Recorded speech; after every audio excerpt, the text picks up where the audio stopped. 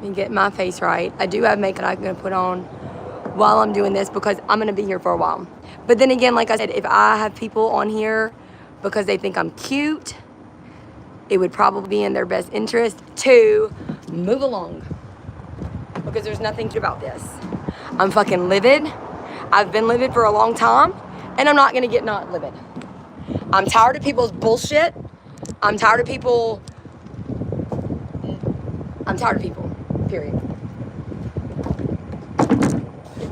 You might not want to look over here unless you're ready to, I'm telling you, people don't want to be around me today. They really don't.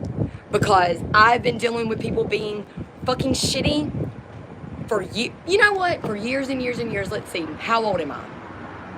Because I'm pretty sure I was born into this shit. And I'm pretty sure even at my uncle's funeral, it was like, what can we say good about him?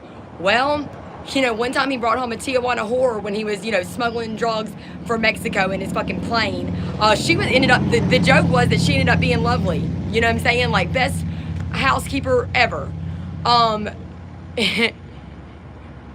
So, yeah, which, I mean, if you can't even say something good about somebody when they're dead, that's it. No, I'm not even going to go there because I don't even fucking...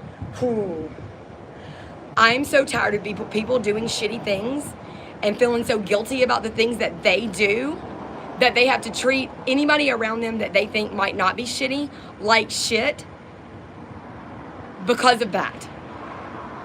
If you have a problem with what you do, don't do it. It's really that simple, isn't it? I don't understand what is so confusing about it. If it's wrong, don't do it. If you choose to do it anyway, even though it's wrong, get over it. Because if you're lying to yourself, but you're not, because everybody knows the truth all the time. Some people might be in a state of delusion that's so strong that they think that they're fooling themselves and others, but they're not. So what I'm going to do is I'm going to try to start from the beginning, and I'm going to try to go through detail by detail of all throughout my life, all the times that I've been in situations where I have paid the consequences and I have suffered for other people's shitty behavior. And in this particular situation, I'm referring to people, those things done in the darkness that are called to be exposed into the light. And so I know, and look, I looked on Facebook last night, I saw the girls being like, oh, I'm about to bring it, I'm about to let it all out, like I'm about to say all this. No, that's not what this is. I don't have dirt on anybody. The people that have done things to me, if you think I'm going to waste my time coming on YouTube to out that person, I will, no, it's not that I don't have time. I love when people say that too. I don't have time. Yes, you do. You don't have time management. I have plenty of time. I will not exert my energy into talking about the things that the people have done to me in private that only they, I, and God know about. I will never receive an apology. I will never even receive an acknowledgement that it happened. I will continue to get thrown in jail for violation of protective orders that were placed on me after being, I won't even say it. I will continue to have people tell me and cry to me about how they got hit with a pillow by their boyfriend. I will have people constantly in my face telling me about how hard their life has been. And I will continue to comfort them, be there for them, lend a shoulder for them to cry on, lend an ear for them to, get it off their chest. I have done it my whole life. I will continue to. And I won't do it with a bitter heart. I won't do it, but secretly going, they have no idea. No, they have no idea what I've been through. They have no idea. I don't think it would matter. I think they would do it anyway. As a matter of fact, I know that when I draw the line, you know what? You're not going to sit there and tell me how hard it was to get someone on the phone to drop charges that were filed against a person for domestic abuse because they hurt your feelings, and now they're in jail, and you decided you wanted to get back together, like you're fucking Taylor Swift. Like, ever. I won't listen to it when, for years, no one did anything. When I almost died every night at the hands of the person that grew up with a cop, that learned how to abuse from a cop, that learned how to manipulate and cheat the system from a cop. If you are in law enforcement, if you are in the medical field, if you are in any form of, like, when I say medical, I mean psych wards, rehabs, hospitals, behavioral units, counselors, therapists, psychologists, all of them. If you are in law enforcement, if you are work at a correctional center, if you are work at the courthouse and you are in charge of filing these things, whatever, if you have anything to do with the entities that have been set into place, the officials that are appointed by God in order to protect his people, you most likely are abusing that, or you are allowing people to abuse those things, and you're wrong for that, and enough is enough. And it is almost. And when I say that, I'm saying that to comfort myself, because I know the one that comforts, and he has told me and promised me enough is enough. And he's coming to handle it. So what I'm doing right now is kind of multifaceted, but a little bit of it, it's not threatening. It's not outing people. Part of it is getting this off my chest, because every time these things happen around me, they affect me to the point that my hair falls out. To the point that huge fucking chandeliers drop almost on my head after telling people this is happening, something's wrong, and then everybody else leaving early for work and me being alone when the shit goes down.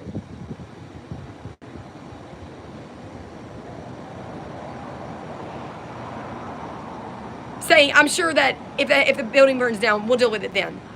Yeah, I'm sure you will, because you won't be in it. Now, I will say, before I go on to a whole, because I'm about to just get things off my chest, because I deserve it. I deserve to get things off my chest. I deserve to process my frustration and hurt in a positive, healthy way that does not hurt anybody else. And if it does hurt anybody else, it's not because I don't care or because I'm not considerate of other people. It's because they're hurt by the fact that the truth offends them or makes them mad, because they're the ones that are wrong in the situations that I'm speaking of that are the truth. But even then, it's okay, because this is my YouTube channel, and you can leave if you don't like it. I don't take things out on other people. I don't project my hurt and pain and unhealed trauma onto other people. In fact, I have told people before, when they were in my face saying, you don't understand what he did to me, you don't understand what he did to me, I said, you know what, you're right, I don't. Just because you have no idea what I've been through doesn't mean that I'm not going to sit here. I know that to you, your trauma is it's all you know. So there is no reason to compare it to mine. But, when you say something about your ex-boyfriend spitting in your face, and I go, ooh, I'm sorry, I have to stop you real quick, because I forgot that happened to me. Of all the things, of all the trauma and the abuse that I've healed from without telling anybody, or without justice being served, or revenge being served, or anything like that, that's actually one that I forgot about. I remember being pissed on. I remember being fucking, I remember all those things, but I forgot how degrading and humiliating and insulting it is to have someone spit in your fucking face. So while that's not your fault and I won't take it out on you, I have to tell you that I need a moment, because you're in my face right now saying you don't understand what he did to me. He did to me, and I'm telling you that right now, I need a moment, because you just struck a nerve within me on something that I didn't know that I needed to heal from, and I need a moment. But you're not going to listen, are you? You're not. You're going to keep going, aren't you? Because you don't respect the fact that the worst thing that's ever happened to you in your entire life, the worst abuse you've ever endured, was so minuscule there was such a tiny little blimp on the radar that has been my life that I actually forgot to sit in my quiet place and heal from it without an apology or acknowledgement. It slipped my mind until just now when you were crying to me saying, you don't understand what all he's done to me.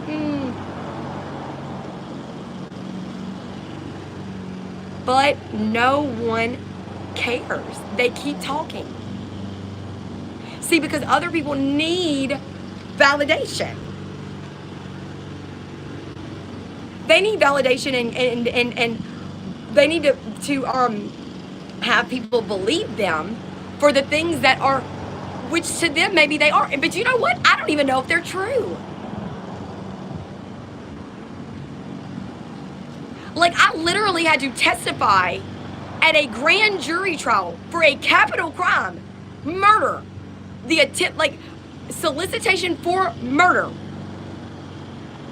I had to appear before a grand jury, a trial, a grand jury of 12 people, 11 of which were men, by the way. After having, for a year, endured more abuse than one could ever imagine. I was sleep deprived. I was deprived of food. I was raped in public in front of his employees. I had to sleep outside. I was physically beaten to the point that I didn't even know what a concussion was until years later when somebody bashed my head up against the counter in the kitchen and I saw a flashing light and went, oh, I bet that's what people are talking about. I bet that's all the concussions that I have. I bet that's what those were. I bet that's all the times that I've seen a flash in my brain. Fortunately, I think maybe it's like a kind of like a one, like you maybe your head gets so rattled when it happens that maybe the second time it just knocks it back into place. I'm thinking maybe that's what it was. And based on the fact that despite all this, I'm still such a logical, rational, sane person, I'm guessing I ended on an even number. So the last time was what just knocked everything right back into place. My boyfriend of 4 years just thought he would tell me just now that my ex-husband, one of the people that has done all this to me, the person that I had to testify against in a grand jury trial because he was in jail for solicitation for murder and violation of a protective order also, which, believe it or not, was the main charge. His bail for solicitation for murder was like $5,000. Nothing. The violation of the protective order was the big deal because, you know, people used to do that when they felt threatened for their life. Now they do that when they can't, when their phone tells them they can't block and unblock their boyfriend anymore. Or when that's not getting the job done, you know? When they really want to prove a point. I said I'm done with you. I said I'm done with you, right? I blocked you on Facebook. I told all your friends to tell you I don't want you anymore. So now I have to go all the way down to the courthouse, take time out of my busy day. Can't do my TikTok live, so I can go to the courthouse and file a protective order that keeps you away from me so that when you get confused or a text comes through late that says I want you back, I can have you thrown in jail. I can use law enforcement and the court and all of those things. I can use them all like a teacher on a playground saying he started it. That's what people do. And it's not just that. It's in the psych wards and stuff too. It's in the medical facilities. It's that too. Oh, our daughter, she acts like she's acting crazy. But really she's not. But really we think she's acting crazy because why wouldn't she be after everything that we've done throughout her life? We are afraid. We don't know if she's crazy or she's starting to tell the truth. So we better get her locked up somewhere in a padded room. That way people know she's crazy. That way if she does start saying the truth, no one will believe her. And I still never said anything. Still never felt the need to get on Facebook and go, I'm about to tell everybody's secrets. I didn't. In fact, the few interactions that I've had with anybody in my family was to reach out to them to tell them they needed to forgive themselves. Hey, you need to forgive me for all the times that you left me with a shitty babysitter because you were in some type of drug, cartel thing that was bringing in weed from Tijuana Or leaving me at my aunt's house for the weekend so you could go to the fucking bar to be a slut and I got fucking raped or molested or what the fuck ever happened. But you know, my aunt was always there saying, make sure you take your glasses off first. I wanted them to forgive themselves. I wanted them to forgive themselves. So they didn't rot from the inside out if they haven't already. So they didn't burn in hell. And so maybe they would be able to just discard me completely and treat me like a fucking piece of shit because of their actions, rather than keep popping back up in my life to wreak more havoc because they feel so guilty that they can't even fucking leave me alone and let me live a fucking pathetic, miserable life alone. And also, because that's how I am. I will never get apologies for the things that I've forgiven people for. I have one time from a person that hurt me really badly. He apologized to me, and I will tell you it fucking meant something.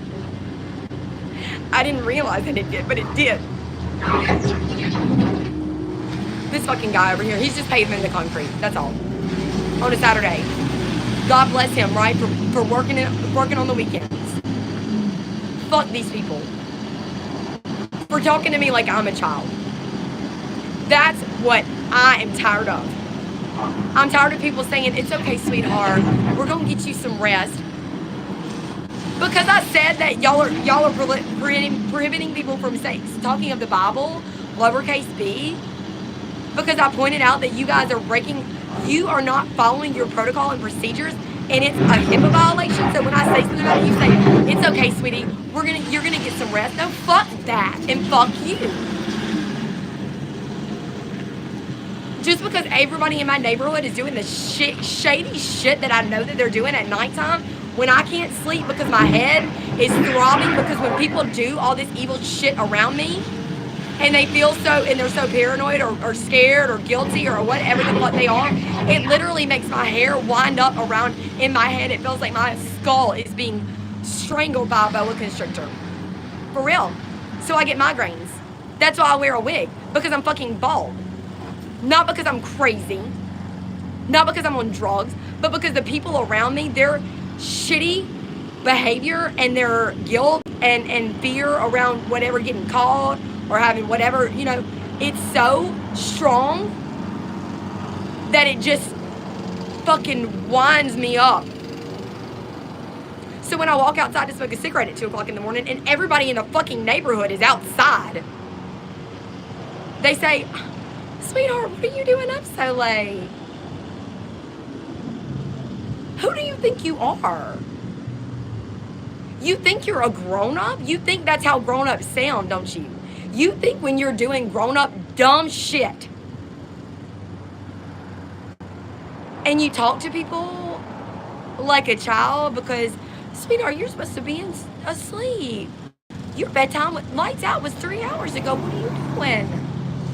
I'm sure that's how your parents talked to you when you were a child, when they were doing shady shit.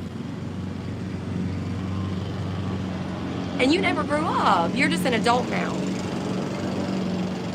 See, but just because y'all are children, just because you grew up in your adult body, but you are a child in your mind, it doesn't change the fact that in this world, you're in positions of power. You're not children. You're children that can have people thrown in jail. You're children that can have people admitted to a hospital and never leave because they get the plug pulled on them. You're children that have people commit suicide by a cop that you happen to be fucking. You're not children just because you behave like one. You're a child with a briefcase that says if you push this button, you can blow up a whole country.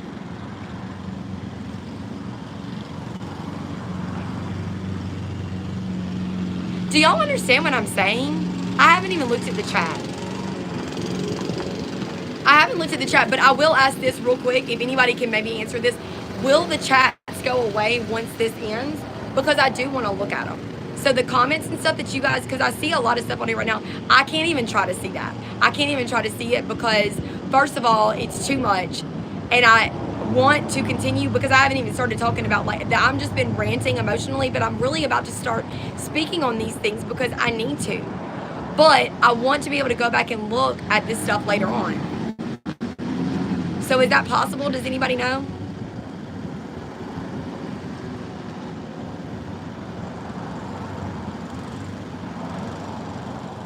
And see, that's the thing. It's not letting them in.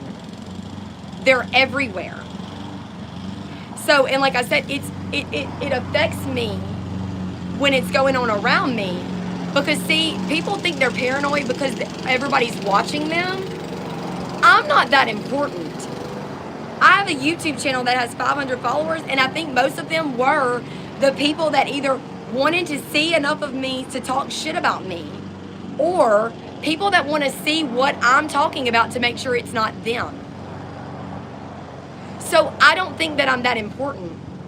But I think that when people are doing shitty things, they're constantly on the lookout. They have to watch everybody else around them to make sure that everybody else around them is not watching them. If you've ever heard somebody say, I feel like I have eyes in the back of my head, or like I feel like somebody was saying, you know, like in the back of my head, I feel like somebody was staring at me. You can feel that shit. It's when people are guilty. And then people say, oh, you just think you're so perfect, you're not Jesus. Why do you feel like you need to tell me I'm not Jesus? Do you want me to tell you you're not Satan? Would that make you feel better for me to say, well, you're not Satan, you're not Lucifer himself, you know? You're not smart enough. I'm not Jesus. First of all, because, duh. Obviously, you know that there's enough of him in me. You see enough of me in, like, you see enough of him in me to feel like you need to reassure yourself that I'm not him. Because remember how guilty they felt about Jesus? Remember what they did to him? You're not Jesus. Right. I wish I could be so lucky. What an honor to be, you know, like what an honor to even look enough like him, or to be as closely related to him that you recognize that in me, that I'm not him, but you know I'm damn near, that I'm real close. That's how close he and I are. That's how closely related we are. So with that being said, thank you for telling me that I'm not Jesus. Thank you for pointing that out. You're not Satan. You know why? Because he's way smarter than you. You know why he's so smart? Because he learned from God. But you're not smart at all. If Satan owned a business and it was a department store and you were Karen, you wouldn't even be able to talk. You are not even important enough to even, Satan has no idea who you are. He has minions that are in charge of regions that may know your name because you're on the payroll, but that is it. You're not smart enough to even be associated with him. That's embarrassing for you. What's embarrassing too is the shit that you're doing that is evil and wrong. You're not even good at it because you're not smart, because it's not about being smart. It's about your guilt around the shit that you're doing consumes you to the point that you can't even know, you don't even know what's going on around you enough to be smart. Like, you know, you ever see like people that are, you know, like you've got people that are, you know, doing like breaking into cars, so they're like constantly like, looking around, you know, like, what are you doing? You're not smart. You're not doing it. You're not doing whatever you're doing even well because you're so guilty.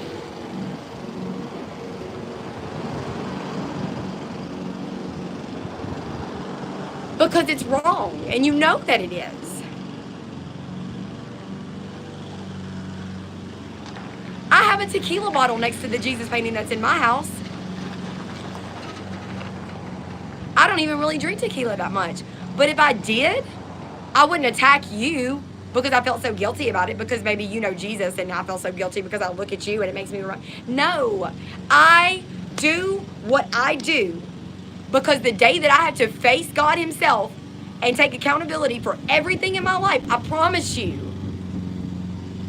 I'm not going to be afraid.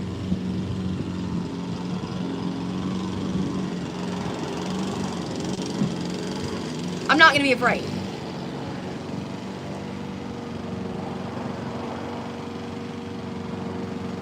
Guys, it's bad. I'm thinking about all the people that have taken advantage, misused, I don't even know what other word to use, that have taken advantage of the things, the policies, the procedures, the appointed officials, the regulations, everything that was put into place to protect God's people. It is being abused in every possible way. And I don't know that anyone is using it correctly. I don't. I saw one person last night use their blinker and stop at the stop sign, and I'm pretty sure it's because they were involved in whatever is going on that is so shitty right now. They weren't using their blinker out of muscle memory. They were using their blinker because they didn't want to get pulled over, because they knew that they were doing shit they weren't supposed to do.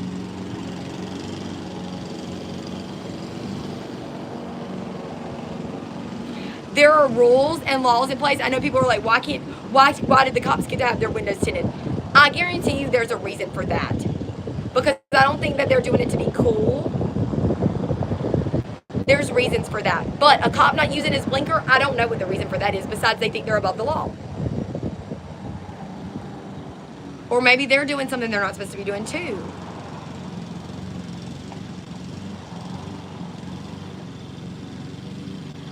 Everyone abuses power and protocol and procedures and policies that are put into place to protect God's people. Oh my God, how about all those things I just used? What?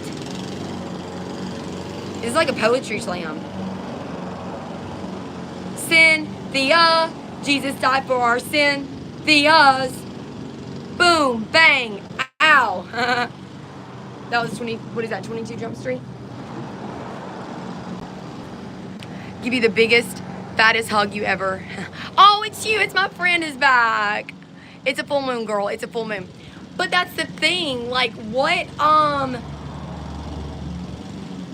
does that have to do with it? Now, I mean, and I do know what it has to do with everything. I do know what it has to do with everything, but the thing is, okay, here's what I'm gonna do, okay? I'm gonna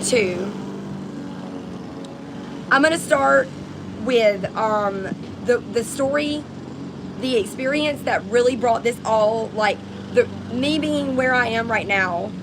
Okay, so first of all, I can get over stuff. I can get over stuff. So, when I talk about something all the time, I understand that it's because I'm not over it, okay? I get that. But the reason that I'm not over this thing that I'm going to call, like, the Chateau de Jean incident, the reason that I'm not over it is because it continues to happen in my life. Because the thing is, like, the things that upset us, the people that upset us, the treatment, it's all stemming from a trauma that is appearing, like, it's the same type trauma, just, that's repeating itself over and over and over, right? Y'all know that. So, I'm very capable of getting over things. I really am. If I'm not over it, it's because it's still going on. It's because, if a person, like, when I say I'm sorry, I'm saying I'm sorry and part of that, for me, is saying I'm sorry for what I did and I will not do it again. Like, it's not, I'm sorry that I'm doing this, but I'm going to keep doing it. But I need to say that I'm sorry to get you to shut the hell up so that I can keep doing what I'm doing in peace. Because you're getting in my way. Your hurt feelings, or your, the way you feel, your feelings being hurt are getting in the way of me doing what I want to do. So I'm sorry to the extent that I need you to be quiet so I can keep doing what I'm doing. I don't care about you or your feelings. That's what I'm sorry means a lot of the time. So when I say I'm over something or I'm not over something, when I keep talking about it, it's because I'm looking around and the same shit is still happening. Like in AA, when people say, like, you anywhere that you go, there you are. Like, you can change people, place, things, but you have to, like, if you don't change, nothing else is going to change. Well, that is true. But I'm not the one that needs to change. Like, these behaviors, these things that people are doing, it's just same stuff, different place. And I'm not saying it's the same thing, but it's the evil things that people do in the darkness that they don't want to be exposed into the light. And it's probably, there's a lot of really bad things that happen in the world. I don't care what it is. I just know that it's a problem based on your behavior, the secrecy, the paranoia, and you know, and that's the thing, like, I don't understand why people can only work together when it's for not good. There's nothing that brings up, there is no closer bond in this world than two women that got hurt by the same piece of shit guy that find each other on Facebook and just, oh, girl. You know what I mean? Tell me I'm wrong, that there's not, like, girls are so catty, or women, whatever, catty, petty, backstabbing, evil bitches, you know what I mean? Unless they're disgruntled over the same piece of shit, you know? Then they're thick as thieves, right? That's not the way it's supposed to be. We're not supposed to be able to work in, like orchestrate things and, like, work as a team because we're all doing the same shitty thing. Like, last night, literally, I knew that guy was being shitty because I've seen him in the past when the same shit that was going on last night was going on. And he was one of the ones that was like, what are you doing up so late? I'm like, what the fuck are you doing walking around my fucking neighborhood so late? Who are you to ask me that? What am I doing up so late? I'm in your dreams because you're asleep right now. You know what I mean? Like, what the fuck? Excuse my language, but I'm not going to stop. So, when I saw him yesterday, scoping out the neighborhood, you know, that I don't think he lives in, you know, I was like, you know, I was like, I wonder if he's being shady as fuck, but I know that he is, but I'm just saying that I thought that because I wanted to be clear that, like, that's the narrative that really doesn't even have to go on in my head because I'm so used to it. But so last night when we saw him walking in the middle of the night, after midnight, walking through the neighborhood for no reason apparent, and he comes over there and starts petting my dogs. Oh, look at you. You just bark all the time. You just bark all the time petting my dogs. You got a lot of fucking nerve.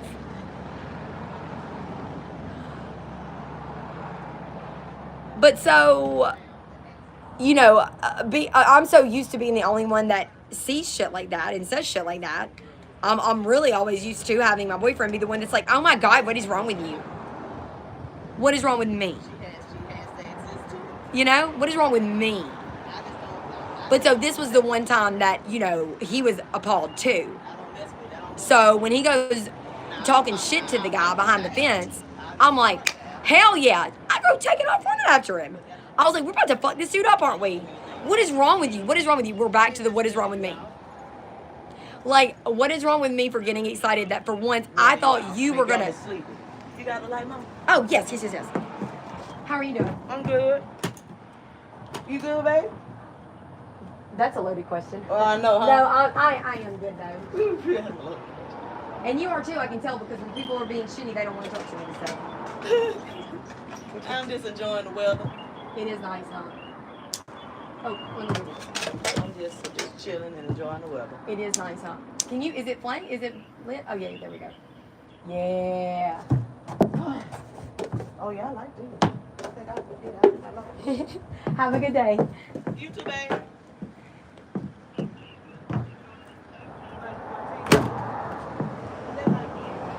Thank God today I give my abuse to God. I thank God for my life.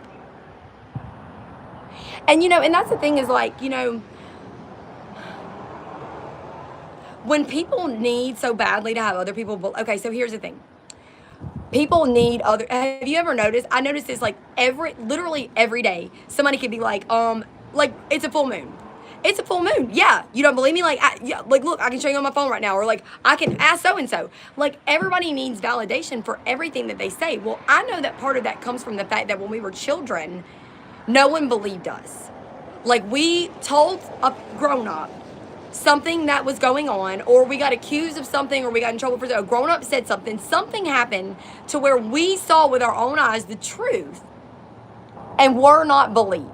So it created in us a very much of a distrust for all of the people and things put in place to protect us, parents, teachers, whatever. It made us first of all, it gave us, sent the message to us that, you know, our word doesn't, you know, we don't know, we don't see what we see.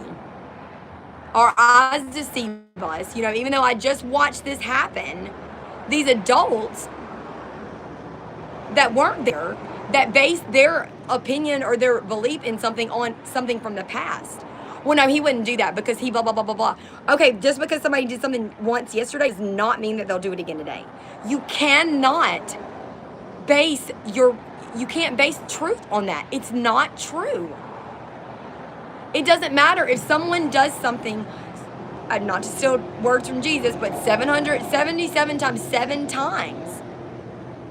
If you don't see them do it the 800th time, whatever, if you didn't see it, you cannot say with 100% certainty that it happened. I'm sorry, that's just not how things are supposed to work. And I had never read Deuteronomy until the other day. Like, I don't know. I mean, I guess, I don't know.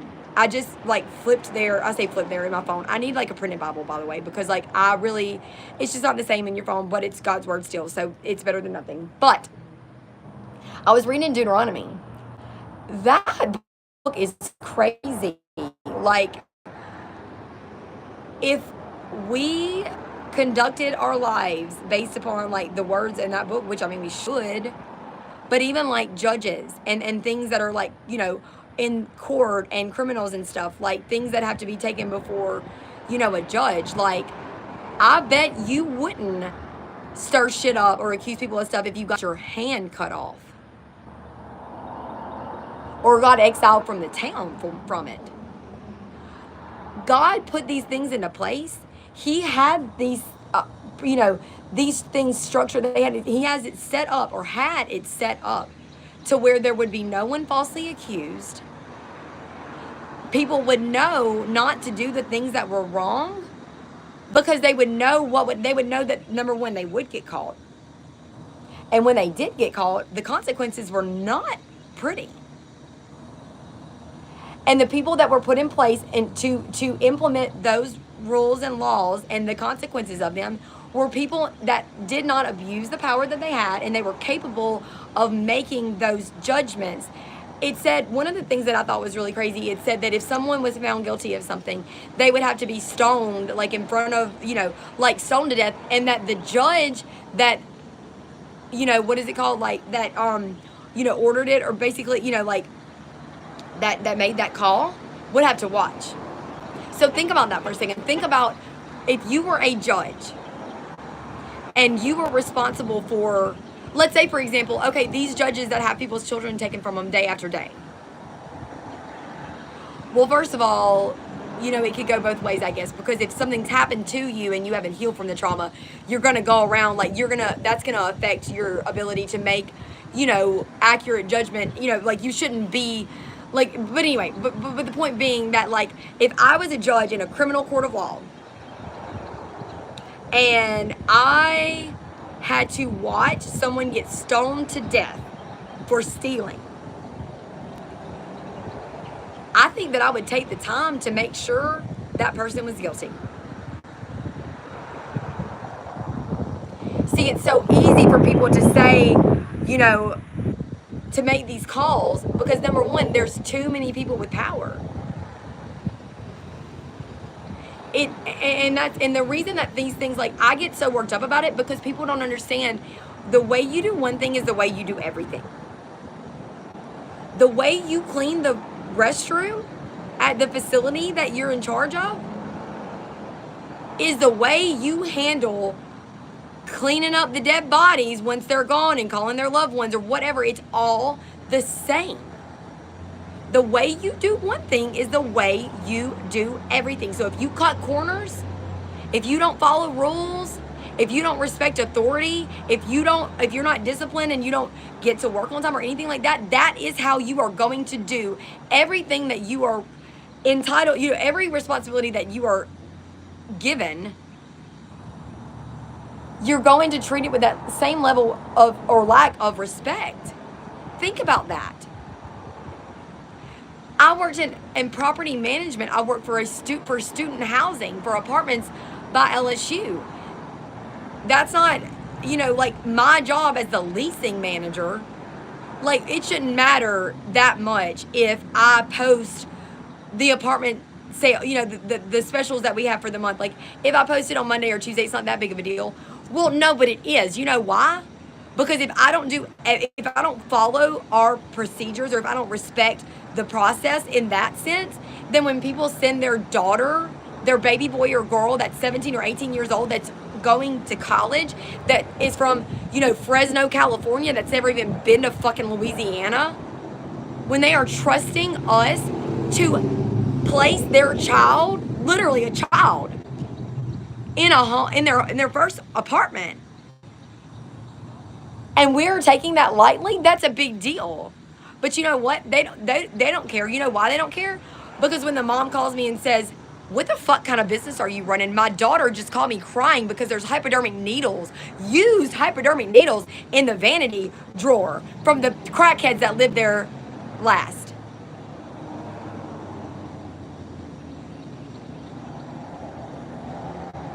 But the head lady in charge had to go home early the night before because she was too stressed out. Her daughter is dead, by the way.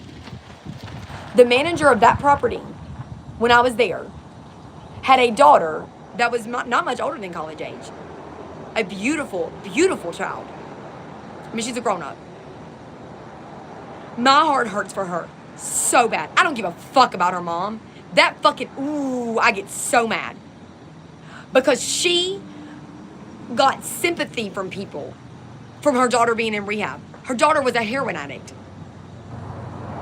And she was a beautiful person. And I'm not saying that. I don't think everybody is. I just said, fuck that lady. Really. Her daughter was a beautiful, beautiful person. And I met her. And she wanted so badly to do better.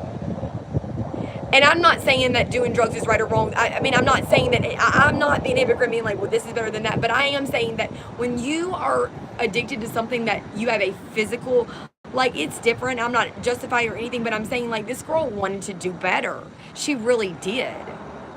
And her mom kept just enabling her and just like, but not even enabling her. It wasn't even about her at all. She came to work one day and said, because her daughter actually, because when she brought her daughter to rehab in North Louisiana, which is actually where I'm from, and my ex-boyfriend, his dad was the one that started the rehab facility that she sent her to, is Palmetto Recovery Center in Rayville, Louisiana, and it's like been on intervention and stuff. I'm like name dropping right now. I'm like, let me just brag for a second. The first guy that fucked me over and broke my heart. But really, I mean, it's apparently it is a very, very good, you know, place to go. People go there and like get the help that they need, you know. Who's saying bye? I hope they said hello first, because if you didn't say hello when you came in here, you really don't have to say bye when you leave. So, and see, that's why I don't want to read the comments, because so anyway, so when she brought her daughter to the rehab facility during the term, which is the busiest month of student housing, you know, like when you're in student housing, July to August is like tax season, you know, for property management. You know, you have people moving, you have like hundreds of students moving out and then turn around and moving in. So it's very busy. Now, I would never say that it's more important than your daughter. I would never say that. But what I am saying is, just like I just said with, if you didn't say hello when you came in here, you don't have to say bye when you leave. How come when this lady had to bring her daughter to rehab, she had to take 2 days off work? 2 days off work after crying in her office because, oh my God, you know, she had to stay in a hotel overnight in North Louisiana because she couldn't drive home alone, you know. But so the daughter goes to rehab, you know, and during this like time period where like we're getting people ready. Now, I want to say this as a side note. I had 4 mothers from 4 different parts of the United States that were calling me because they signed their daughters up so it's like 4 people that don't know each other, but they're going to live in this apartment. They're going to share this apartment, share the rent 4 ways, and live together and be in touch with each other. It was basically mothers not being shitty mothers is what it was. It was mothers that gave a fuck about their children enough that they wanted to put them in an environment that could, potentially facilitate success in some way, keep them safe, just the basics. I don't know. I'm only seeing this secondhand because that's not the life that I lived. And that's okay. Again, I have healed from that. I'm not jealous of those people. I'm not like mad about it. I'm happy that they have that. But what I'm not going to do is be like, well, my mom didn't give a fuck about me, so I'm not going to acknowledge the fact that you're doing the right thing for your daughter. No, I appreciate that. So when you call early, when you call to sign up, to apply and get approved and set everything up for your daughter for the fall, when you do it in April before we even have the list like officially made up, I'm gonna make sure, because I know these fucking retards they don't care about this stuff. I see that already. They don't follow. They don't do anything right. They don't care. The janitor is just, it's like there's no chain of command, because they do things so shitty that when shit hits the fan, well, you can't blame me for it. I was in there cleaning the toilets, but you weren't supposed to be. No one should be above cleaning the toilets. I don't give a fuck about that. I've been a maid in the past. It was one of my favorite jobs. But if I'm cleaning the toilet and I'm not handling my business, when shit hits the fan, I can't say, well, so-and-so is handling it. That's not their job. They're not qualified to do that, or they would be driving a Jaguar like you that you got at CarMax. Y'all people, really, I don't know where these people, who the fuck they think they are. Ugh. Anyway.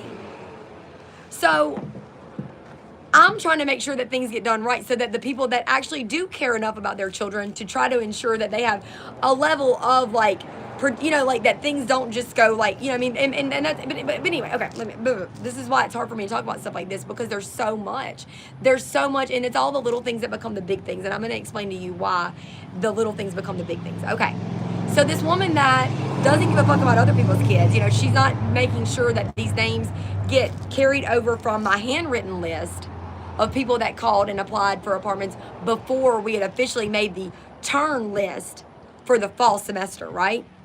I'm making sure that all these things get done, because I've seen what happens if they don't. People show up to move into an apartment that's not there, that's been leased out to someone else. And people go, if they even do that, they might not even do that, because they might be hiding out somewhere. And the freaking maintenance guy's going, I don't know. I just came here to change your light bulb out. I don't, you know what I mean? So I can't change people being shitty, but what I can do is if my job title, if I am technically, if it's within my, ability to ensure that these things get done properly, I will. Because I appreciate that. Not only, I get it. Other people don't follow the rules. They don't give a fuck. And I can't change them. But if I've worked hard in life to get to a position of power, quote unquote, that allows me to facilitate these things in a way to make sure that those rules are enforced properly, because they are there for people's well-being, they're there for a good reason, I'm going to do that. I appreciate the fact that I was able to climb the corporate ladder in that sense, after seeing people having position of authorities that abuse it, and the consequences and the suffer that people, the ways that it affected people negatively. Okay, so all this stuff matters. I'm not ranting. I'm not just going from if you think that, I don't care. You're the problem. If you think that, oh, she's just going all over the place, she's just throwing her hair because she's fucking high on crack. Fuck you. I'm worked up because I've seen these things happen so many times. So anyway. So, in the midst of all this, she decides she's got to bring her daughter to rehab in North Louisiana, which is like a 4-hour drive best, probably 3. She's got to take off work early after crying in her office while everybody else that's supposed to be doing their jobs isn't doing their job. They're in there going, oh my God, I'm so sorry you're having to go through this, So she leaves, brings her daughter, of course, the night before I went, I'm just saying I genuinely went and got her fuzzy socks and a journal and stuff, because I wanted her to be successful. And I know that there's things like that just make you feel a little bit more okay. And if you're in a better mental place, you're more likely to, be successful and not want to go home to your fucked up mother that enables you. So anyway, so she's gone for 2 days bringing her daughter up there, smoking cigarettes the whole way, pulling over to smoke cigarettes because she can't smoke in her Jag that she got from CarMax.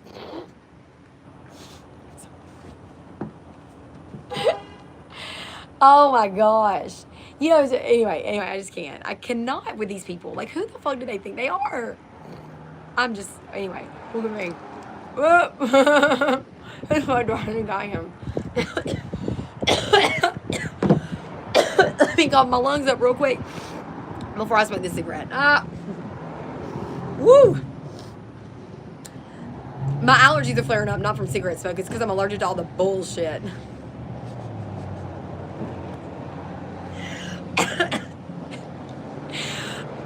Hold on. I really am congested though. Like I can feel the mucus like in my lungs. Hey friend. How are you? Are you watching me live right now? I'm kidding. He did follow me on my channel though. I appreciate that.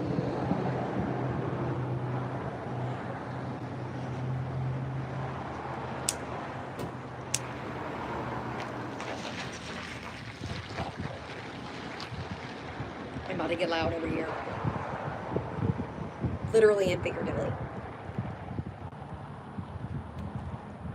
So anyway, so while she's in rehab for like a week. Now, let me say this. Let me preface it by saying this. Let me preface the middle of my story by saying this. It's not uncommon for people to tell me their deepest, darkest secrets upon meeting me. Okay? It's something that I'm very, very, very used to. It's happened my whole life.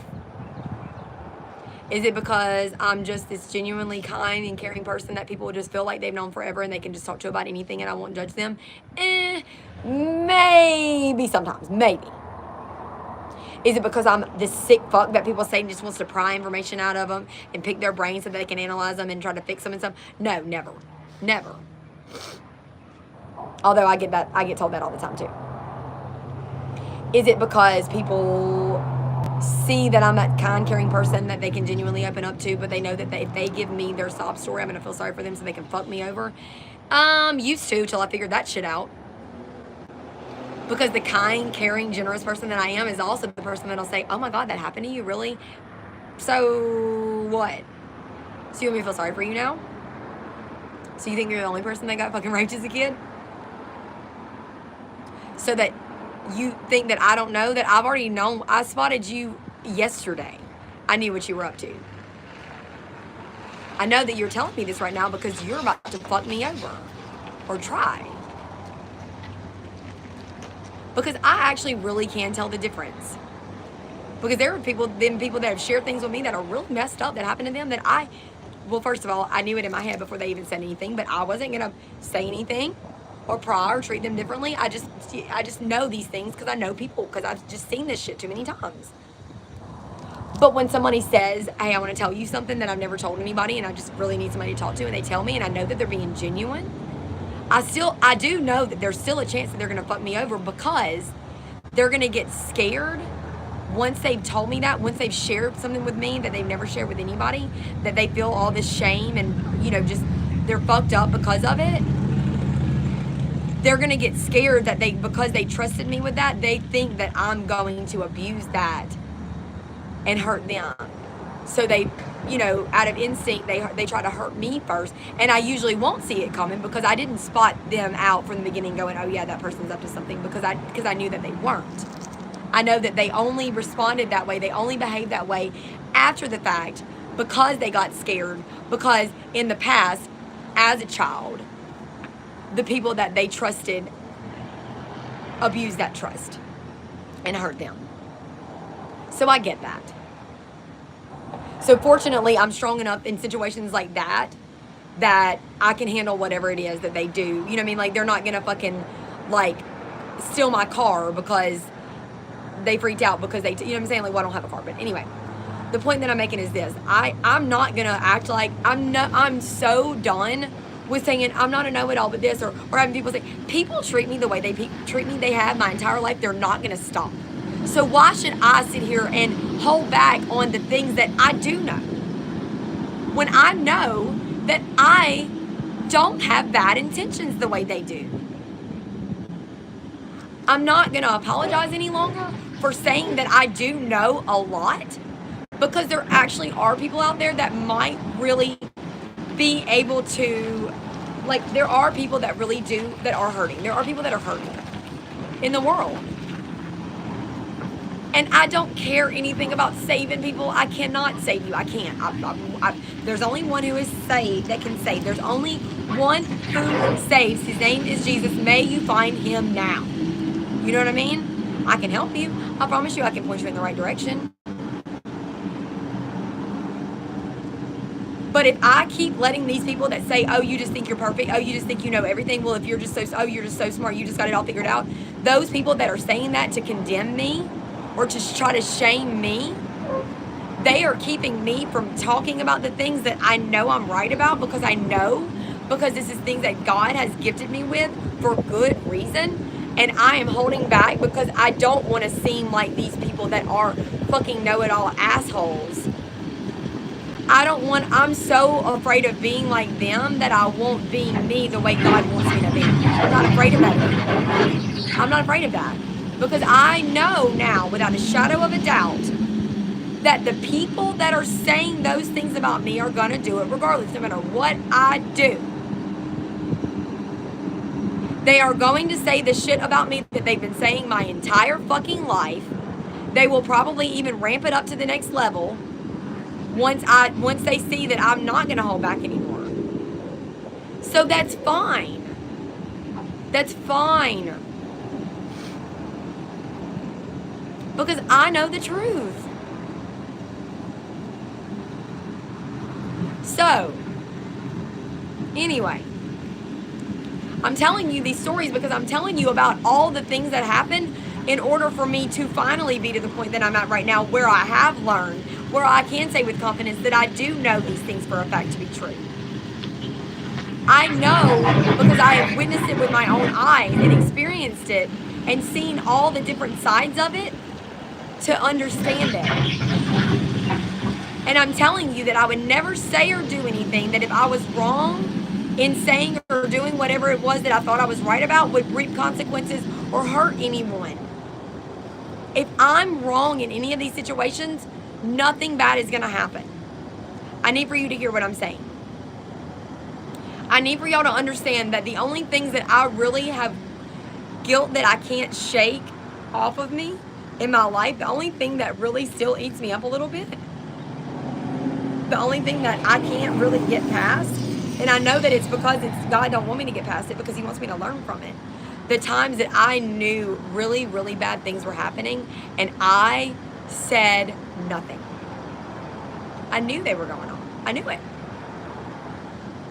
But because I fully understand and respect the implications of accusing someone of something and not being right, the ways that it can affect somebody's reputation, just like, and then also like the fact that I know that even if knowing that I was right, the people that I'm around wouldn't even, and they did villainize me. Even when I said this situation's fucked up on a much smaller scale, I was like, this guy being shady, don't buy drugs from this guy. This is what I told the guy I was seeing at the time. I was like, don't buy drugs from him.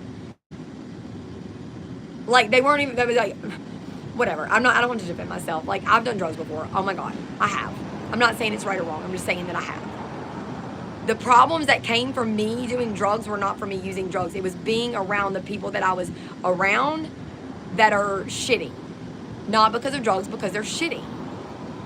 And I treated them with a level of respect that was way beyond what they were capable of. I treated them like with more respect than they believed they deserved. And they didn't like that. And because of cognitive dissonance, it fucked their head all up. And they were like, oh, like, we don't like you, whatever. So I was telling this guy on his birthday, I was like, don't buy those drugs from him. I'm telling you. It's something seems off. I'm saying because my birthdays in the past have never been great. And I didn't forget the story I was really originally telling about the student housing. But my birthdays traditionally have been shitty. And because of that, I'm just trying to show you a level of I'm just trying to extend a courtesy to you to say, if it's shady, which I know it is, you could go to jail on your birthday and that sucks. You know what I mean? So he was like, how dare you say that about, it's crazy how somebody, it's like these people are their best friends when I'm not like just talking, like I'm just trying to protect you. I'm just saying, like, you don't even have to tell the person that I said it. I'm just saying in the comforts of like this conversation that you and I are in, you could go about your business. You don't have to do business with this guy. That guy's not your best friend. But you think I'm insulting your intelligence is what it is. Which is very ironic because, let me tell you how it ended up.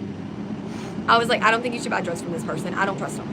I think they're up to something, and I don't know what it is. I don't know. Are you saying my fucking friend's a cop? You just said, like, no, I really didn't even imply that. I said, something feels off. I don't think you should do it. Well, you're not going to tell me what to do. Fuck you. I ain't no fucking cop. My friends, I don't fucking cop. Fair enough. Live your life.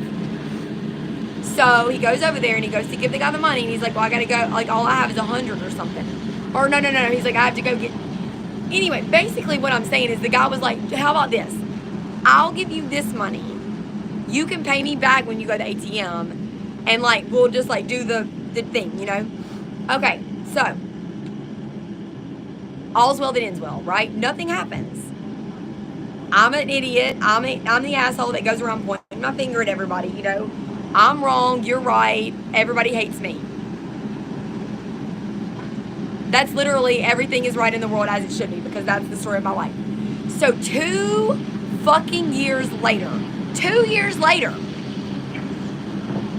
sunshiny day, it was a Saturday as a matter of fact, we're out in the country doing I don't even know what, and we stopped by one of my boyfriend at the time, same guy. We swing by his friend's houseboat or something because he lives out there, and we're just like shooting the shit with him.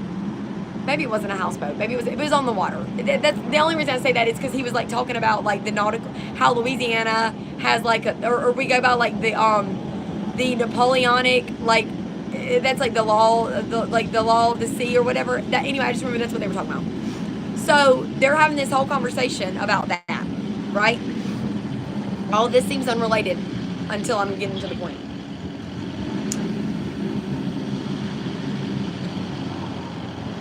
They start talking about people going to jail, and he's like, oh yeah, so-and-so, yeah, fuck that dude. He fucking gave me counterfeit money. And we're like, wait, what? And he's like, yeah, this fucking guy was a couple years back, was going around town buying drugs and doing shit, you know, giving people money, paying with $100 bills that were counterfeit. And I look at my boyfriend and I'm like, you know? Because I didn't, and I never said, hey, don't buy drugs from this dude, he's a cop. I never said that. It's funny how people will tell you exactly what they feel guilty about. You know what I mean? The neighbors the other day couldn't find their dog. They couldn't find their dog. And I know exactly what happened. I know exactly what happened because people talk. And I just listen. I don't go around pointing fingers or anything or making. I keep all these things in my head, but I can't help it. When you say it to me, I'm like a computer. When it goes in, it's there. Doesn't mean I'm going to run my mouth like everybody else, but it's there. I can't help it. But if that information ever does assist me in helping somebody in a positive way, why would I not use it?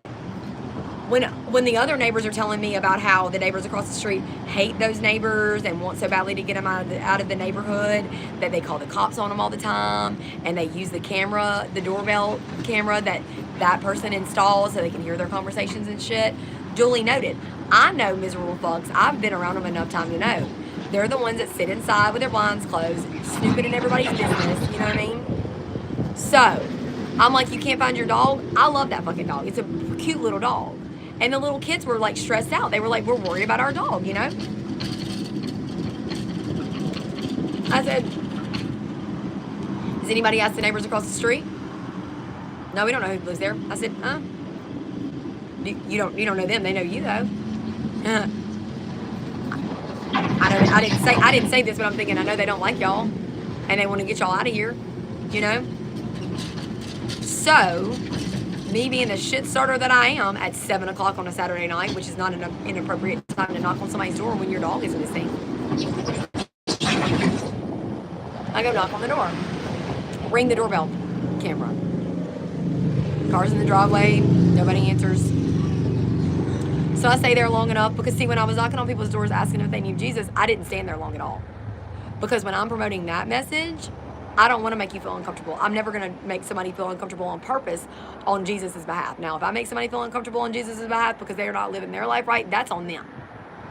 But when I'm asking people if they know God, because I want to make sure they have the opportunity to if they don't, I'm not going to make them feel uncomfortable because I don't want people to associate that uncomfortable feeling with God. Now, if you know him enough to know that you feel guilty about the shit you're doing and I make you feel uncomfortable when I talk about him, that's a whole different story. I don't feel bad for you. So, I stood there for a little bit longer when I rang the doorbell that time. Nobody answered. So I look at the house next door and there's like 5 cars. There's like 3 cars in the driveway. So I'm like, well, it's right next door. The dog, they might possibly have seen the dog too, right? So I go knock on the door and I hear a little dog barking inside. A little dog. You can tell a little dog from a big dog bark. So I stand there and all those people all the cars that were in the driveway. Now, granted, they may have parked all those cars there and left. Nobody answers the door. So I walk back over to the neighbors who are still frantically looking for the dog. The kids are crying, worried about the dog. I said, do those neighbors have a dog? The people's door that I just knocked on, do they have a dog? What? No. What are you trying to say, that the neighbors saw the dog?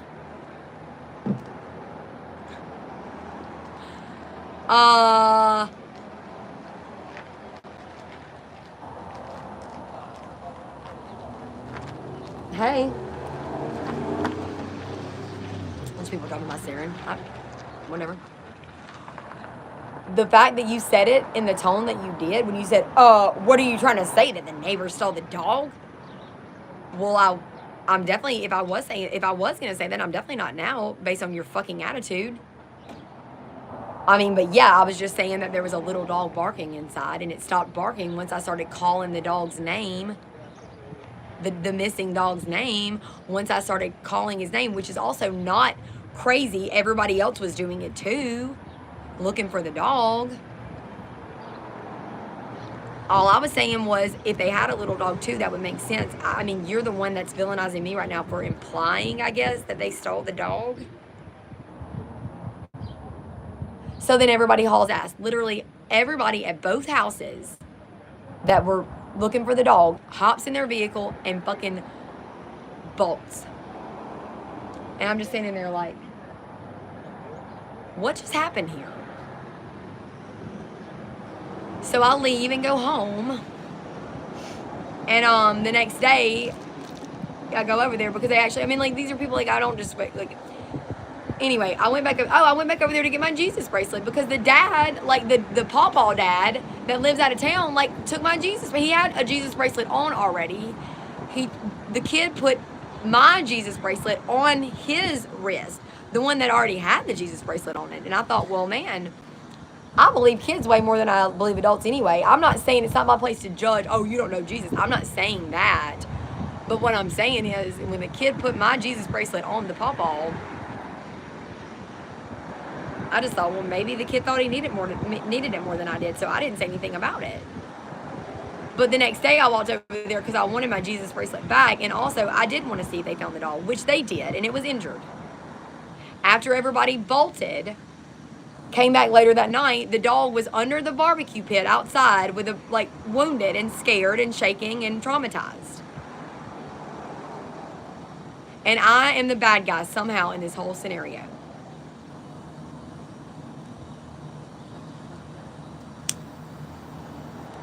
All those people also, they've been evicted and had to move. So again, all's well that ends well. The neighborhood's clean of the fucking, the trashy, really good-hearted people that I was actually enjoying getting to know. But because they weren't clean enough for the assholes across the street, who also abuse authority, calling the cops and stuff. But like, I hate these people. I'm disgusted by it, y'all. I'm absolutely disgusted. And I know that it's okay to say that because Jesus did too. I want to say I don't hate the people, I hate their behavior, but when you behave a certain way for so long, you become that. You can only act shitty for so long before you become that. Man, it's sad. It makes me sad, but then it also makes me furious. When I look at other people's lives and the damage that stuff like this has done, it makes me sad. When I think about, and really it doesn't make me sad. It makes me sad because sadness comes from like hopelessness and helplessness and like hurt and like, I give up. Righteous anger comes from a fire lit inside of you from God saying, you are not wrong for making these things right. The Bible does not say that it's a sin to be angry. It doesn't. And there's not one place in the Bible that says being angry is a sin. It says in your anger, sin not. Don't let the sun go down on your anger. Do not give the devil a foothold. In other words, don't hold on to it. Don't have bitterness and resentment. Don't let that stuff, just fester inside of you. Or if you're mad at somebody, whether or not you have a right to be or not, you can't burn their house down. Just because you're mad, you don't have the right to do whatever you want to do. Or not do anything because you're passive aggressive and hold on to that shit your whole life so that it eats you up literally from the inside out. I want to say like a cancer, but probably actually it becomes cancer inside your body.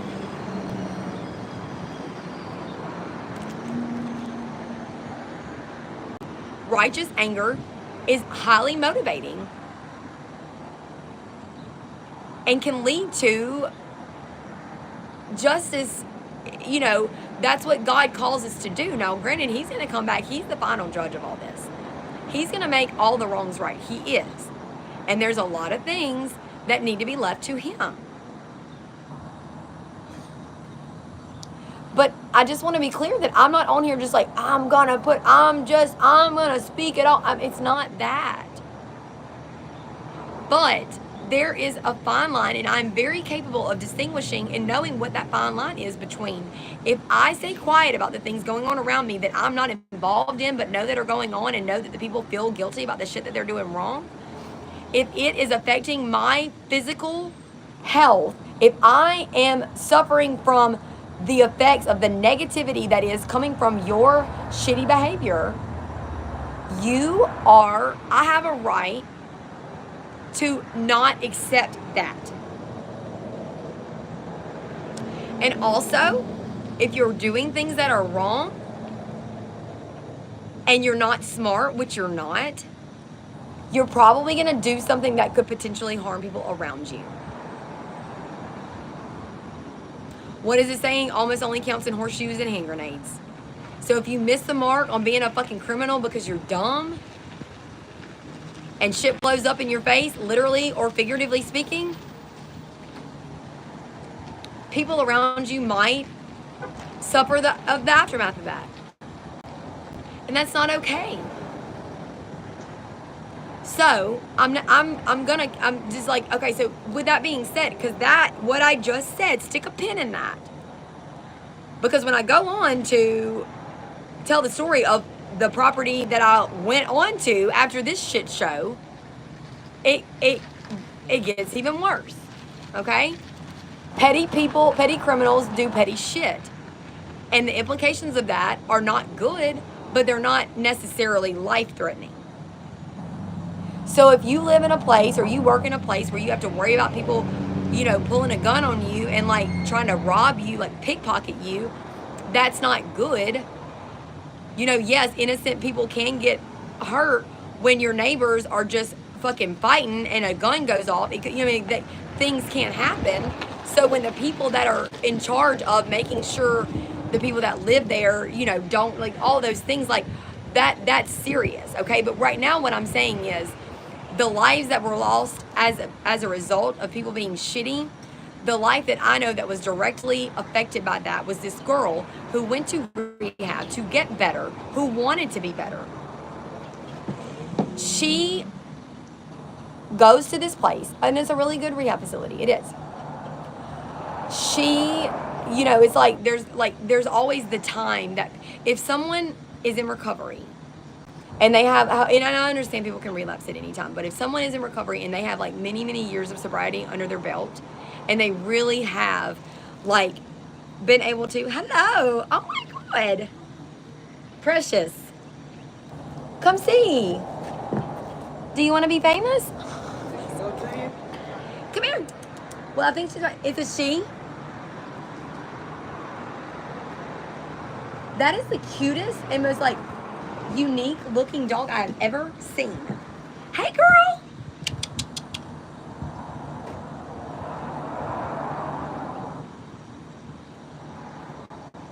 Precious. How are you doing? Not too good.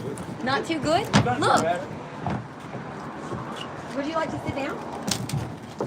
I'm filming a live, I'm on a live stream for my YouTube channel, but you are more than welcome to sit and be in it or not be in it. Well, I got my guitar in there. Are you freaking kidding me? I Will you gotta come get it? Can I have a Cheez-It? Yeah. Here. Thank you. I'm Lindsay. I'm Lindsay. What's your dog's name? It's Rose. Rose. Oh my God. And my name's Kitty. It's nice to meet you, Kenny. Come here, Rose. She wants those Cheez-Its. What do you want for us? I don't know if I should go on there on your live stream. Because you're going to be a celebrity. You're not sure if you're ready for No, it's not to be a... bad. I'm already on my stuff, you know. Well, maybe, I'm going to... All right. Let's keep going. We should, you know, when I finish this live stream, we can have like a jam out session. I don't play any... I ain't got much time. I got to go next door. Gotcha. Well, why don't you just... Well, can I just see your guitar? Not that I don't believe you, but I wish I played the guitar so bad. I really do. And because, you know, the reason that I don't is because it really is something that... It requires commitment.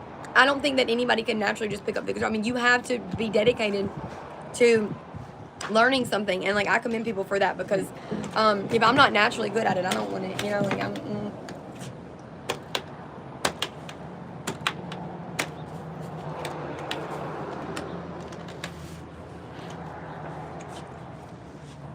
It's so pretty. What kind is it? It's made by Gibson Saxophone. Yeah. Who's your favorite guitar player? Shoot. Hard to say on that. Here. Oh, I'm good, thank you. Eddie Van Halen. Okay. Definitely cool. He's definitely different than anybody else. Right. Well, you like more like you like more electric guitar? Or Yeah. It's crazy how much of a difference. You know, I heard somebody play a song the other day. It was like it was a rock song, but they played it acoustic. Right. Sorry, I have like mild pneumonia. Not really anything. Oh, Rose is about to. She's gonna be excited about that. That's a really cool looking dog. Cool. You're about 5 years old. Those are my dogs over there. I don't know if you can see them. You had them. Those big dogs. They must have went inside, but yeah, those are my dogs. Oh, the house? Yes sir. It's like the Great Dane and the Doodle. I seen that the other day. Yep, that's me. Rose, Good look. dog.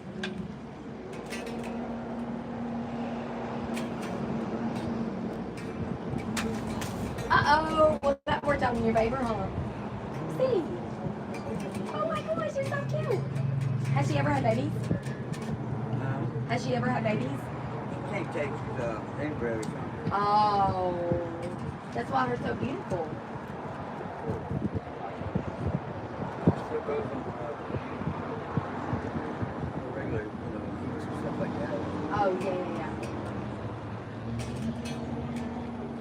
Do you want a cigarette?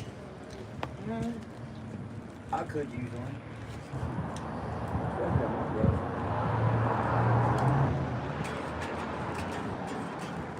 There you go.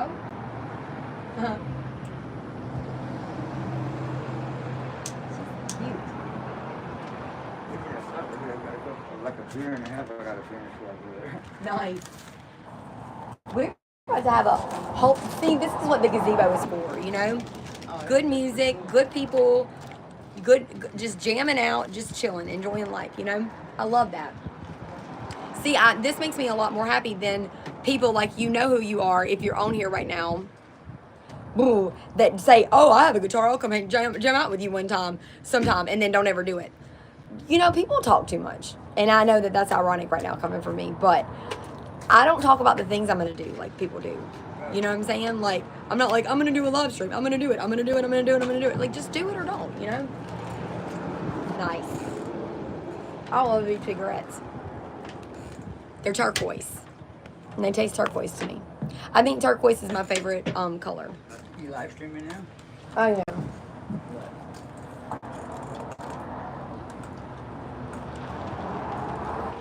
I like that car.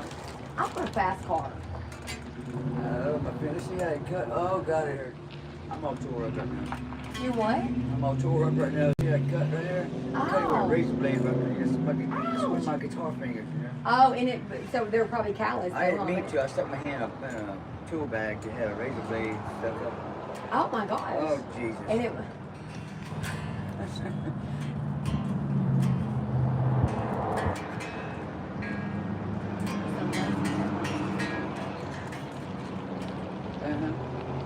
So you don't normally use a pick, huh? About half of the time. Yeah. If I can grab one, I'll use it. Yeah. I always lose them. I'm losing my picks everywhere. It's crazy. It's like my cell phone. I lost 3 in a week. This past week. I'm not joking. You might not want to. You probably don't want to talk to people then, huh? Oh, God damn it. You just don't know. I think I do, maybe a little bit. Rose is over here eating grass. What you doing, girl? Yeah.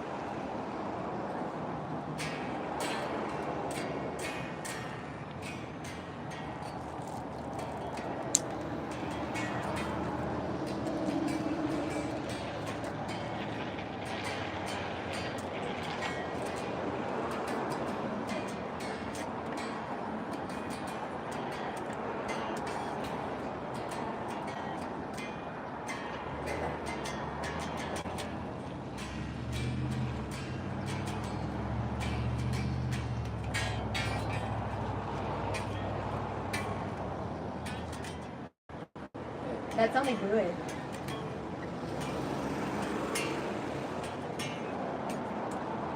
That's it. You know, you could put some super glue on it probably. Well, I don't know. It's kind of late now. I think it's like clippers. Yeah. That's some bitch hurt though.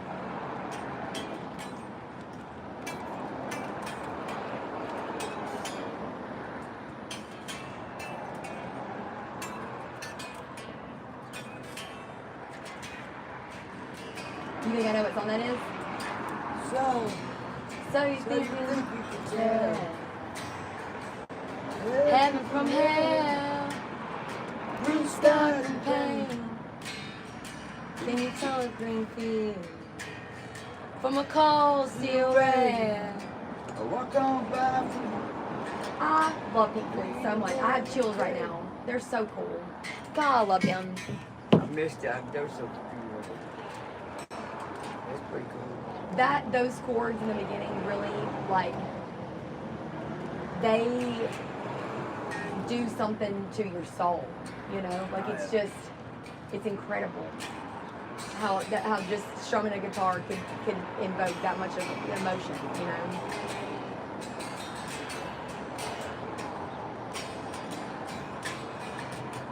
Mama, take this badge for me.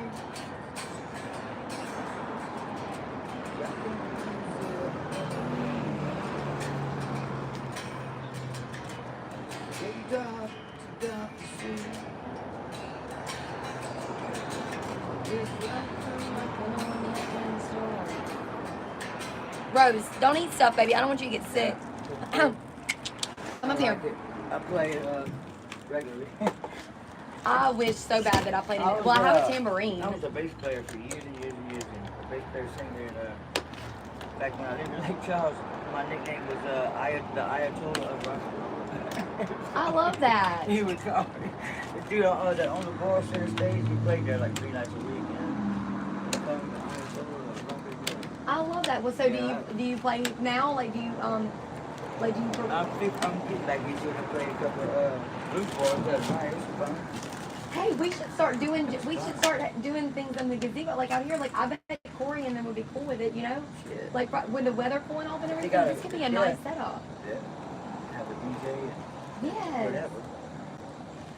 Because I think that's. Sell something, you know what I'm saying? Put something out. They can put something out there. They could, I mean, because they cook and stuff over there. I mean, they could really do, like, I'm going to talk to him. I hope that people will get on board with that, you know what I mean? Because that could be so fun. But see, that's why I was like, I've been coming out to the gazebo because every time I come out here and do a live stream, I run into somebody that I'm so glad that I met, you know?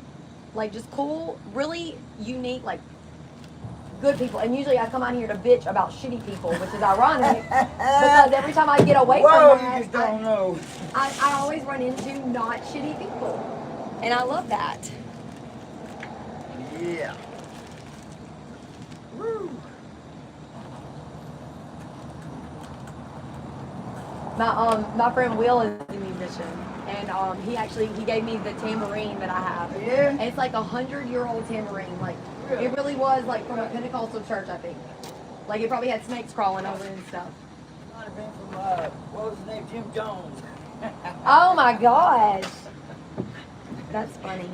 You know, it's crazy though because like, you know, speaking of shitty people, no, it's like, you know, it's funny. There's so many people in the world that want to help people. You know those people that are like, I just want to help you, but they don't. They're the problem. Those people that anytime you see these people coming out of these cults and stuff, they're like, what? What's the problem? We were hanging out. Like, why are there helicopters here? You know? They're like, no, you don't understand. Like, we're saving you. They're like, from what? Like, we were really just about to have dinner. You know? Yeah. Yeah, the human mind is so fascinating. Okay, let me ask you a question now. I know you're not gonna overthink it, but I have to say this first. Like I have to give the whole thing. Okay. So just whatever comes to mind first. Okay.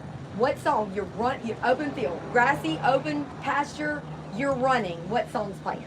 Okay, Go.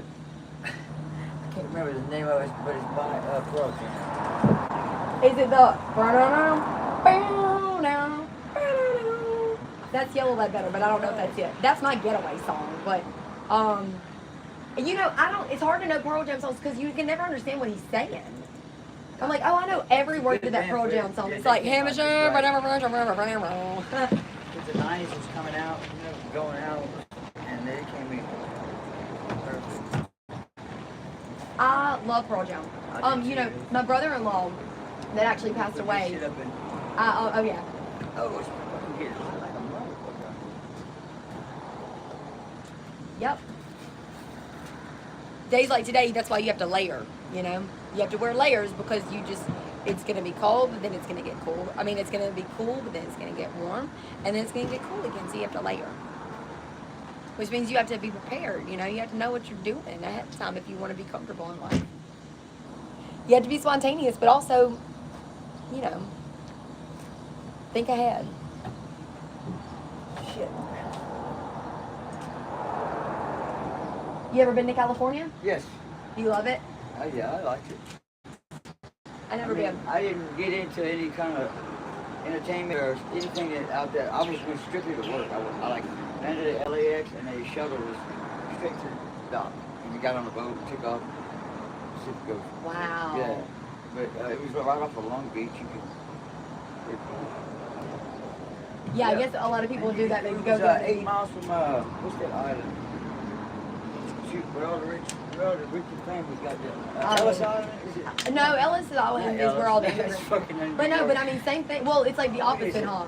They came here at Ellis Island. Beach homes. Yeah. Isn't it funny that people do that? I love how people migrate. Hold on. What is the name of it? Does anybody know? Does anybody know the island off of the coast in California? Let me see what people are saying in here. Bye. Forgot what it was. We're a person. You're a great person, huh? Like, friend is next stream. What? See you later, friend. Oh yeah, see you later, friend. See, I don't mind when people say bye when they actually came and said hello, but when people come in here, hear what I say, and then go, oh, bye, I'm like, but I mean, you really didn't need to say that. Huh? They answer you back and all that crap? They comment a lot. I mean, it depends on, sometimes I don't read them because. I got a few reels. This is what I got. Yeah. Well, I'll follow you when I'm not on here, and check it out. I have reels too because I think that's how I kind of got my, like more. I don't have like a lot of followers, but they say you have to do reels and stuff because no one has, because this culture now is the attention span is like that of a goldfish.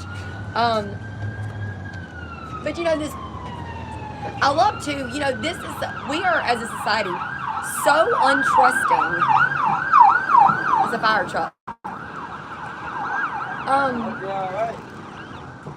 Well, there's not an ambulance following them, huh? It might just really be a fire. Or there's the cops cable following them, so hopefully their cable's all right. Hopefully their internet's not down because of the fire. But yeah, people don't trust themselves. Like this whole block, like I don't know if you guys block people. I don't have to block people. And I'm always amazed at the people that tell me that they're blocking me.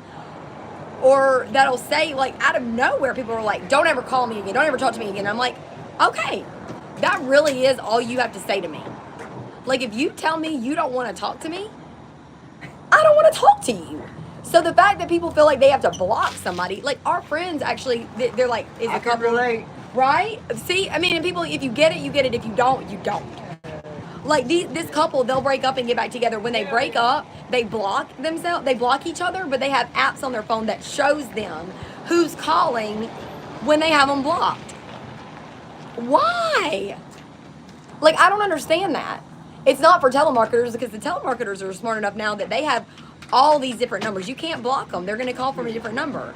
So when you block someone because you're doing it, again, it goes back to this whole abusing power, you know. The next thing you're going to do is file a restraining order against them. And see, when you do that and then you call and you go, never mind, we're back together now, cancel that. No, because there are people that have restraining orders against people because their lives are being threatened. And now they don't get taken care of. It's a joke now. It's not taken seriously. What is it? You have a restraining order against somebody? No, I'm just kidding. Is it me? No, they got them against me. I love that. I know. Like, I mean, I love that shit. We got evicted from our last home because this girl was barefoot and pregnant, shows up on my porch, hanging out with me, and then all of a sudden, I guess I was too nice to her. She's like throwing up and stuff, so she needed to go to the hospital. I mean, she was pregnant and sick. I offered to take her to the doctor, you know what I mean? Like, I call her a few days later to check on her to make sure she's okay. She says I'm harassing her, and the landlord, who had just told me that she was a whore, the landlord was like, you don't need to talk to her, she's a whore. I'm like, well, if that means she's had sex, then obviously you're right because she's pregnant, so duh. But I don't think it's your place as a landlord to tell me that our neighbor that also rents from you is a whore. He said, you don't listen to anybody, right? I'm like, well, I don't think I was trying. I think that she's good if I was trying to impregnate her. Somebody beat me to that. But I don't think that is your job to tell me that you're the person you. So he's like, oh, you just don't listen to anybody. You don't want to be told what to do. I'm like, no, I don't want to be told. Anyway, so he freaking evicted us, and said that we were harassing her, that I was harassing her. These people, that's another one. Let me put that on the list. Along with all the people that should not be in the positions that they're in. Landlords are on that list too. You should not have control over somebody's living situation, whether or not they have their children, whether or not they, you know, like, let's just throw the banks in there too. You shouldn't. People that have any type of authority in this world shouldn't. All right. It was so nice to meet you. Look, I want to, what's your name? I want to find you, or like follow me so I can follow you back or something. Or give me write your name down or something. Or just say your name so I can have it on record. State your name for the record, sir. Okay. Do you want some glitter for the road?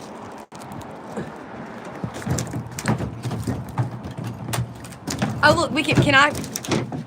Okay, somebody write this down in the worship the devil. Are you telling somebody to? Are you telling somebody to worship the devil? Whoa. Or are you asking if we do? Because you're writing in all caps, which, by the way, just as it's okay, but just so you know, all caps does mean you're shouting. What's really happening is running with the devil. Ah! Oh my goodness. But you are shouting when you say, okay, what is your name on YouTube? So you guys follow. I'm not on YouTube. I don't think. You're got on some Facebook stuff. You're on Facebook? Yeah. Will you say it on record so that people can watch your stuff? Kenneth Oliver. Kenneth Oliver. Yes. At rockstar.com. Went to high school, Basile, Louisiana. Oh my gosh, I know somebody from there. I dated no, his last name was Basile, but he was from down south. But I think either his last name was Basile or he was from Basile. I know he could cook good. What was his name? Cody. Full name. Cody Basile.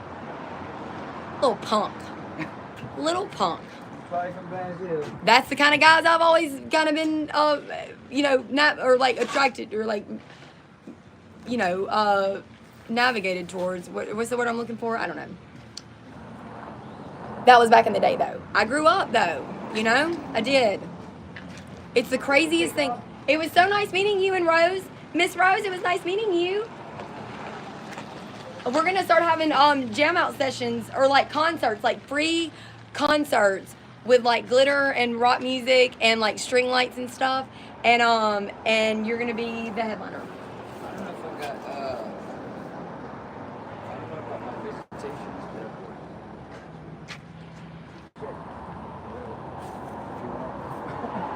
Yeah. You guys have a good day, okay? Rose, you gotta go. You can't stay with me. She's like, I'll never let go.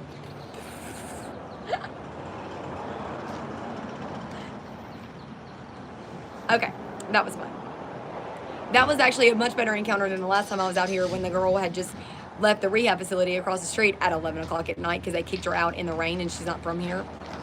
I'm not going to talk negative anymore, though. Well, I'm not going to talk negative just for the sake of talking negative, but I am going to keep talking about the things I was talking about because that was the point of me doing this live stream in the first place. And that was a good little break, like a, kind of like a brief, like a short recess, if you will, to kind of have some positivity because I love that. Because we do need to, we can't just ignore the negative, but also we can't dwell on it. You know what I mean?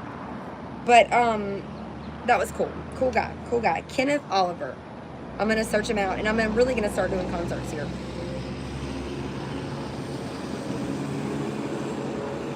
I'm saying we should worship the devil. Okay, you can. I don't know why it has to be we. But actually, I do know why. Because people that do stuff like that typically aren't capable of standing alone. Which, if you're going to worship the opposite of the devil, which would be Jesus, or God, either or, if so, fact so, you're not afraid to stand alone. And a lot of times, more times than not, you will have to. If you are thinking about worshiping the devil, that's your choice. But if you need other people to do it along with you, actually, that's perfect. You've made the right choice, I would think. Because typically cowards are not able to stand on their own. There's safety in numbers, misery loves company. And people are real quick to get on board with shitty things because they're like, oh yeah, me too. Yeah. But if you decide that you don't want to worship the devil, lowercase d, and you decide that you want to worship God, the one and only, capital G, you kind of do have to be, like, there is that small disclaimer that you probably should be prepared to walk alone at times, Now, granted, he's always with you, but people that worship the devil, on the other hand, typically lean towards the more tangible things. They want security in the material, superficial, five senses type stuff. They get reassurance and validation from other humans. If you don't believe me, ask Joe Blow down the street, because his word's more credible than mine. No, it's all the same. There's no honor among thieves. So don't take what I'm saying as me discouraging you from worshiping the devil. As a matter of fact, some atheists that, go on to be followers of Christ are actually some of the best, they're the best servants, I believe. They are able to do more of God's work than anybody else because they are smart enough to think on their own, which is why they were atheists in the first place. They were shoved, religion was shoved down their throat at an early age, and they thought, you know what, I'm not going to believe something based just on the words of a person that's trying to invoke fear in me as a form of, a manipulation tactic. Like, I'm going to get you to believe what I believe out of fear. That's religion. Religion and God are not the same thing. Religion and following Christ are not the same thing. Duncan Trussell's one of my favorite people in the world, and I'm pretty sure he like is not a Satanist, but he does have friends, like very close friends, in fact, that are Satanist, and they sound like very polite people. I don't know that they're not going to burn in hell. I can't say that. I mean, I don't know, but I know that you're probably not going to have to worry about, you know, writing your name on stuff with a Sharpie when you're around them, like you do other people that don't worship anything. As a matter of fact, I think Jesus would prefer, if you're going to do something, for you to do it completely and not be lukewarm, as he says in Revelation. The people that are lukewarm, that worship, you know, their stomachs, or they worship like money and stuff, or just themselves, or I don't know, like material things, they're so wishy-washy, and they're so confused, and lack any form of, like, they don't believe in anything. If you don't believe in something, you'll fall for anything. You know, those people, Jesus says, because you are neither hot nor cold, but you're lukewarm, I spit you out of my mouth. I vomit you out of my mouth. You make me sick. That's what he says about the people that are neither hot nor cold. So, I'm not saying that you should worship the devil. I would not recommend it. But if you are going to commit to something to the degree that you know, actually have like a fundamental truth on which you base your life upon, you know, if you have principles that you live by, you're doing a lot better than a lot of these clowns out here that don't believe in anything. You know, they'll stab you in the back in a second. Satan's army actually is very much structured. Checking my tongue. Yeah, they're very much. There's a lot of organization there. You know, I mean, there's they act, because, like I said, he learned from the best. He was actually in one of the, you know, the higher ups in the chain of command in heaven. Lucifer was, before he was cast down, and so, you know, it's like you have to assume. I'm sorry, my hair is like, oh, it's terrible.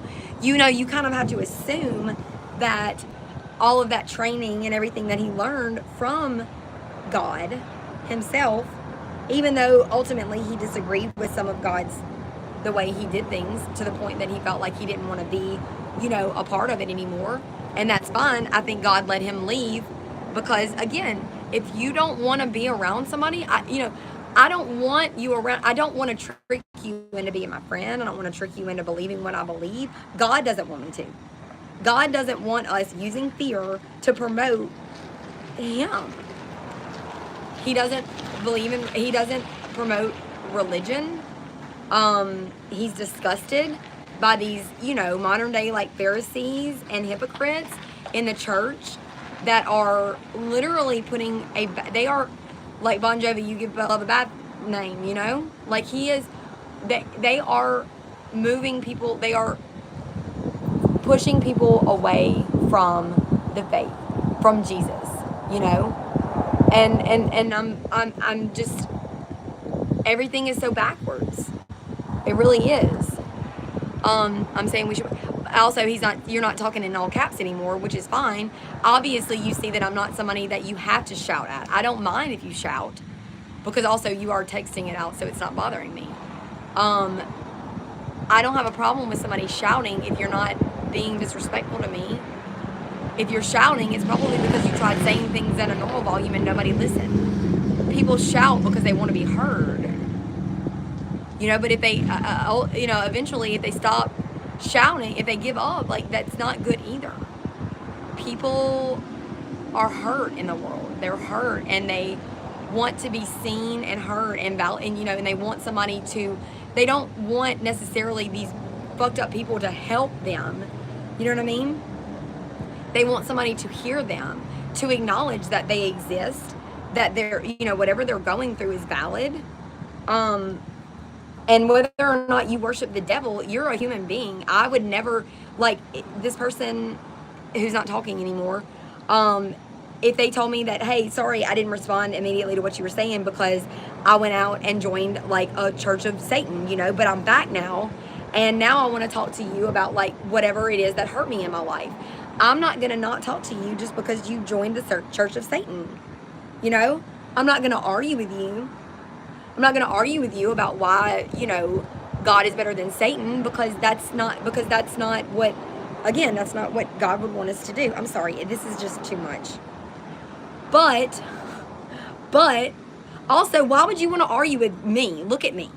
Like, it really just baffles me that people would be like, no, like, look, why would you want to prove me? Like, I don't want to, you know what I'm saying? Like, look at me. Yet people want to, they just, anyway, so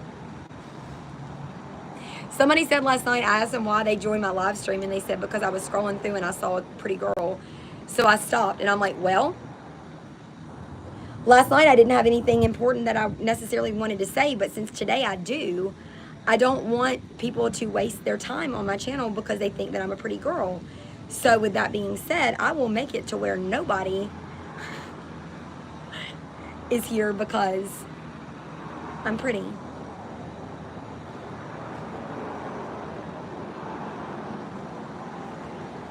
There. But yeah.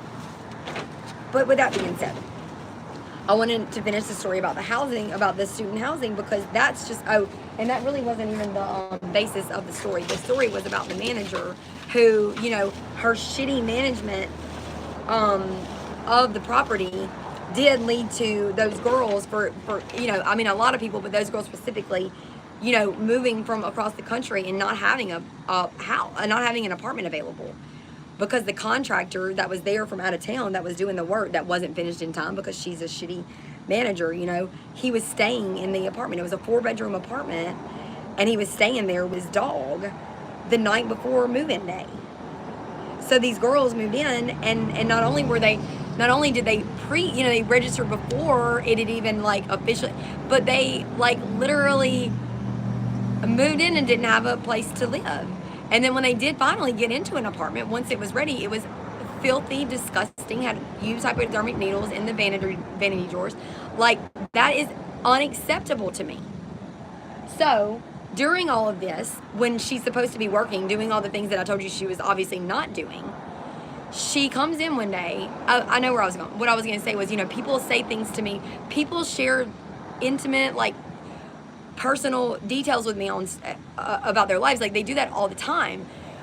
Like I said, sometimes they genuinely are like wanting somebody to talk to, and I feel like people, if you want to believe it, you can. If you want to see it, you can see that I'm somebody that actually is not judging you. I understand. I'm here to listen, but I'm not going to use it against you. I'm not literally, I'm just somebody that you could talk to if you need somebody to talk to. Now, a lot of people don't feel that way about me because they don't trust that, and that's fine.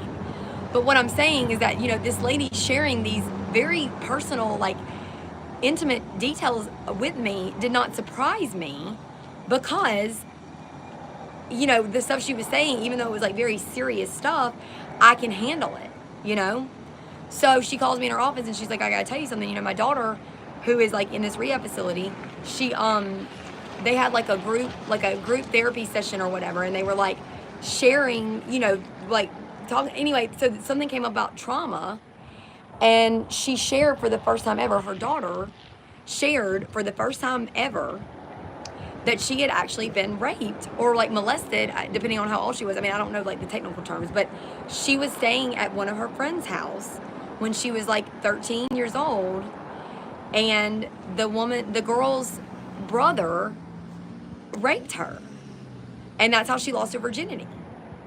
And it messed her up to the point that that's why she ended up being a drug addict. And I need for you guys to know that when I say, it's not that I'm right or wrong about these things, I really believe that I have the ability to discern in people whether or not they are saying the truth is the truth all the time. But you can use the truth to manipulate or exploit somebody just as much as you can to set them free. So when a person is about to stab you in the back and they say, hey, I have to tell you something. I was raped when I was a kid. That could be the truth.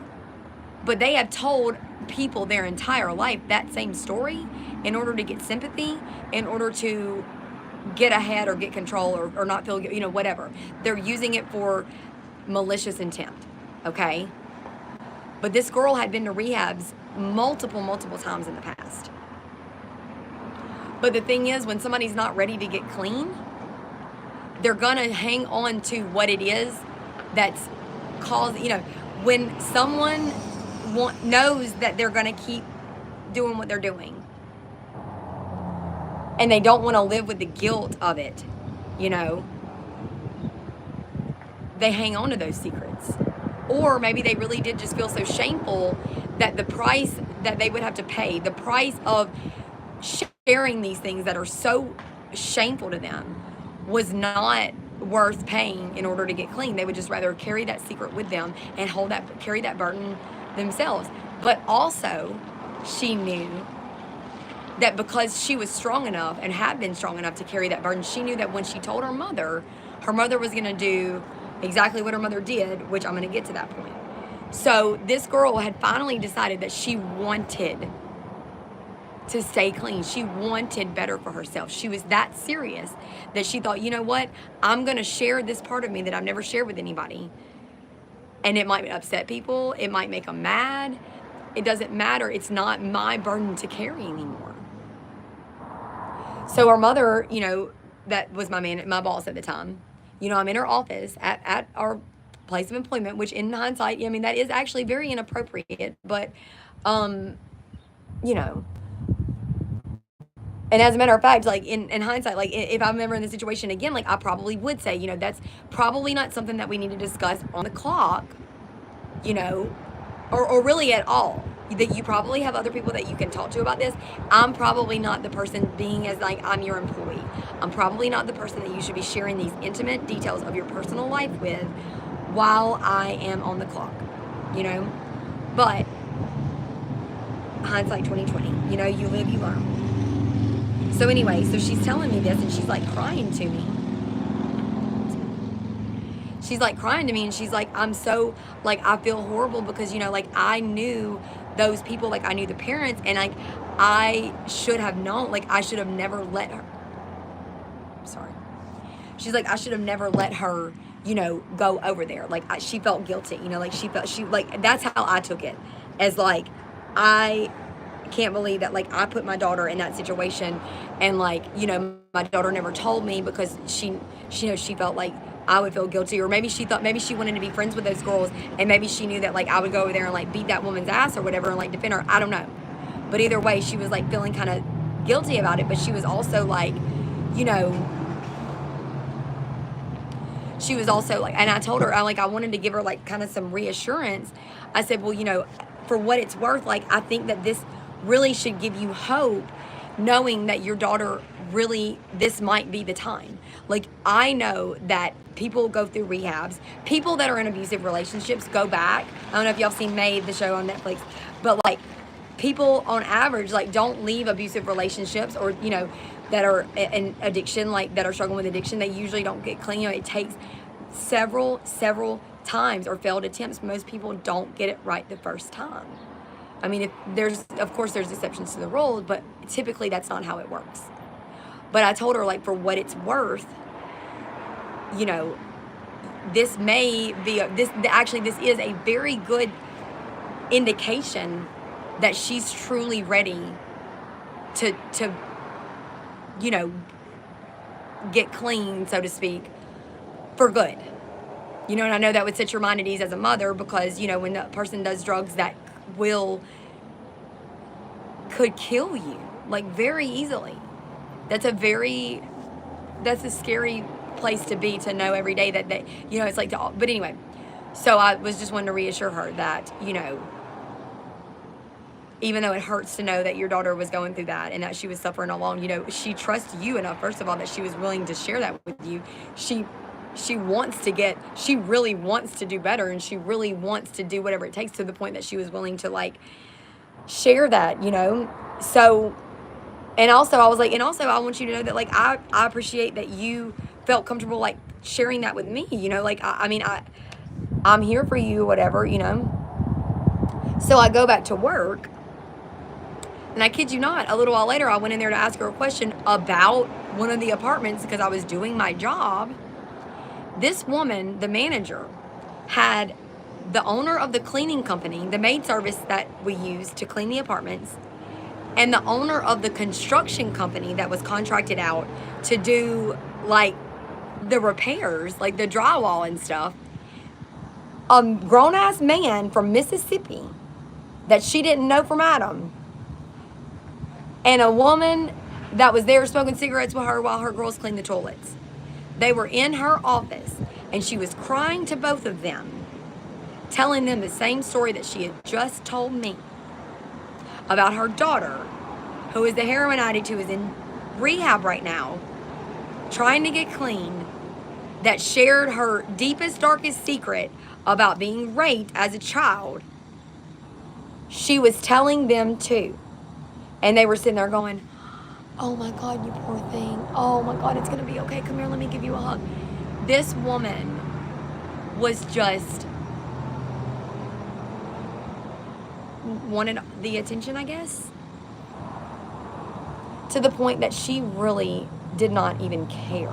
And maybe it's because she's not capable. I get that, you know. I understand people are incapable of loving if they're, you know, whatever. That's fine, but it's not okay. It's not okay, and it's not okay, and I'll tell you why. Because after she, you know, milked that for all it's worth, after everybody had just poured out their sympathy and love and just, oh my God, like, if you know, whatever, she goes on to tell me like a day later, she's like, you know, that her daughter wanted to leave. That she wanted to leave the rehab, the treatment center. And I said, don't go get her. And she was like, well, no, you don't understand. She's up there, like it's Monroe. It's like North Louisiana. She's like, she's up there by herself. She doesn't have anybody. And I said, well, that's not true. Because my niece, that I'm very close to, or was at the time, lives literally 5 miles down the road. Like, what are the odds of that, first of all? My niece, who has never done a drug a day in her life, who is a very responsible young adult who just got her nursing degree, you know, who has a vehicle, who would bring her cigarettes, or, you know, have someone there to comfort you to know that someone's, you know, close by. Don't let her, okay, if she's already in, like, I don't know if she, I don't even know why she wanted to leave. She might not have wanted to leave. The mom might have just wanted to go get her, you know. I told her I don't think that that's a good idea. She left in the middle of the workday, drove all night, you know. Like, I'm saying, like, I thought it was odd because, you know, the last time it was like this whole big deal. Like, she missed 2 days of work, had to stay in a hotel. But, like, this woman, like, drove through the night, you know, to go pick her up. And lo and behold, you know, everything with the job ended just as tragically as I knew it would, you know. She kept me from getting all of my bonus. I mean, like, the bonus money that I was going to receive from working through the, you know, turn, I mean, it was in the thousands. And you have to finish out the month in order to receive that commission. I walked out on the 31st. And I realize in hindsight now that that was probably not smart, but that's how strongly I felt about what she was doing. Because all those parents that were so mad because their handicapped, disabled child that's in a wheelchair that didn't even have an apartment at all, and then when they finally stuck him in one, it was upstairs. You know, all these people that were furious with good reason were banging on the door before we even opened when I was the only one there. And I did not think I should have to deal with the aftermath of this because I understood their frustration. I'm the one that tried to keep these things from happening. Now, granted, the only thing that I was not able to, it wouldn't have mattered anyway, but the only reason that I wasn't able to make sure, like the 4 girls that had, you know, had pre-registered or whatever, I had their names on a sheet of paper. I made sure that when my brother-in-law blew his brains out in the midst of all this, and I had to go to North Louisiana for the funeral, even then, I was really, really trying to make sure that those things got taken care of, which they didn't, you know? So anyway, so I didn't think it was right that I was having to deal with these people. I mean, they were like fuming mad. And because then I'm a person that values loyalty, when I work for a company, I don't want to sit there and go, oh, I know, these people are terrible. They're terrible. I get it. I'm right there with you. That's not right either. Because I'm employed by this company, I don't want to just be in agreement with somebody, even though I do agree with them. I thought that woman should be held accountable.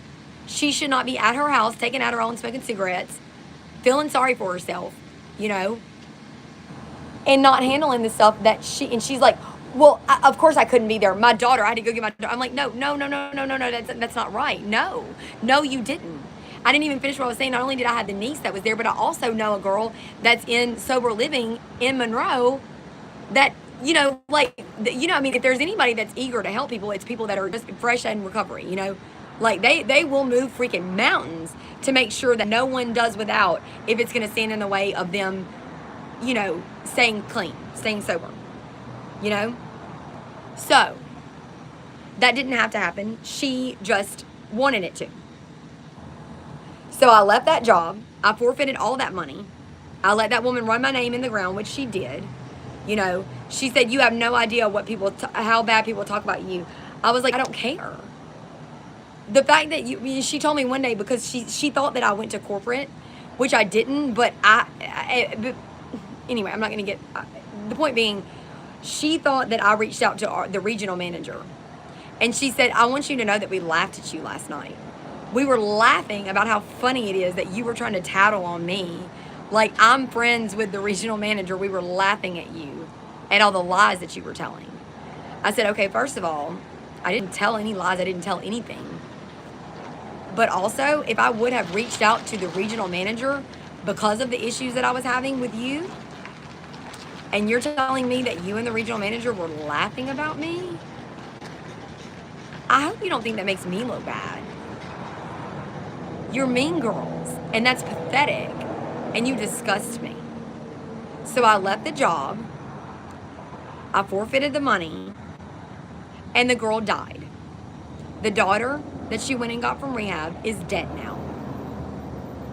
The last I checked, the lady is still in property management and loves her coworkers that she's in Hawaii right now with on a work trip. Missing her dead daughter.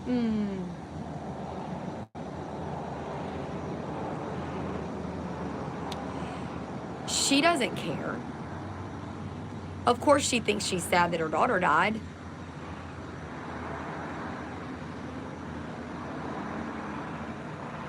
It's sickening. Like, I'm so drained right now because that was just the story leading into the story that I was going to tell about the real fucked up stuff that happened in the next place that I went to. Because it was a fancy place. You know, if you think you have issues, if you think there's problems at a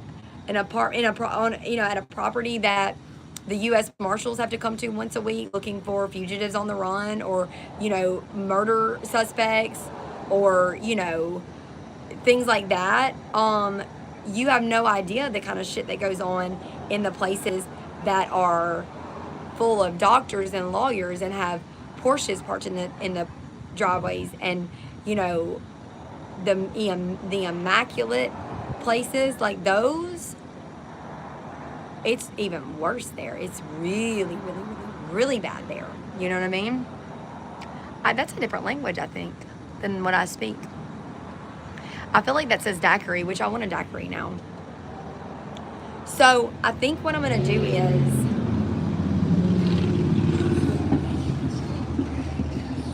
you know, this stuff is draining. Like, it absolutely 100% drains the energy out of a person, because it's so negative and it's so dense, and it drains you if you are on my side of it. If you're not, it, you know, I guess it invigorates you. I guess you know, I mean, I just don't know anymore. I don't know, because I don't know how to rationalize it in any other way besides assuming that God is putting me, well, okay, no, I don't think, I mean, there's a good chance that there are shitty people everywhere. I get that. Don't get drained. Go enjoy life and the beautiful day outside. life is amazing. No, I mean, it is amazing. And trust me, like most days, I mean, if you look at my reels, you'll see that most days I am out listening to music, singing, doing handstands in the yard, playing with my dogs. I genuinely love life more than most people. And actually, that's part of the problem that a lot of people have with me. You know, don't miss a great moment and amazing people. But see, but that's the thing, is that like I had to leave my house because like even my boyfriend was like, it's just, I don't want, I'm not, there's a, okay, there it is. I got it now. There is a difference in enjoying life and not getting bogged down with the things that you can't control. There is a difference in that and enjoying a beautiful day and pretending like everything's okay when it's not. So most days, I am doing exactly that. I am outside enjoying life. You know, if the weather's good, if not, I'll be inside enjoying life. Singing, I mean, and I'm like, I do have responsibilities. I'm a grown up. I keep the house clean. I, you know, I handle my responsibilities as an adult. I'm actually a fully capable, functioning adult, believe it or not. But what I don't do is do those things out of like ignorant bliss. Like, I'm not going to act like things are okay when they're not, because my body won't allow me to. So all the people that have, you know, autoimmune diseases and stuff, that have like, you know, their Crohn's disease flares up and stuff, those are the people, first of all, they're not enjoying life the way I do at all. Anyway, they're not. Most people are fucking miserable. But if they are enjoying life, their body is telling them something's wrong and they're ignoring it, and it's causing them to have health issues. And that's why. The reason that I don't have health issues, and I'm not going to say knock on wood because it's not a matter of luck. I don't have health issues. This hair is driving me fucking crazy. The reason I don't have health issues is because when my body feels the way it did today, I listen to it. My body was telling me something's wrong, and I listen.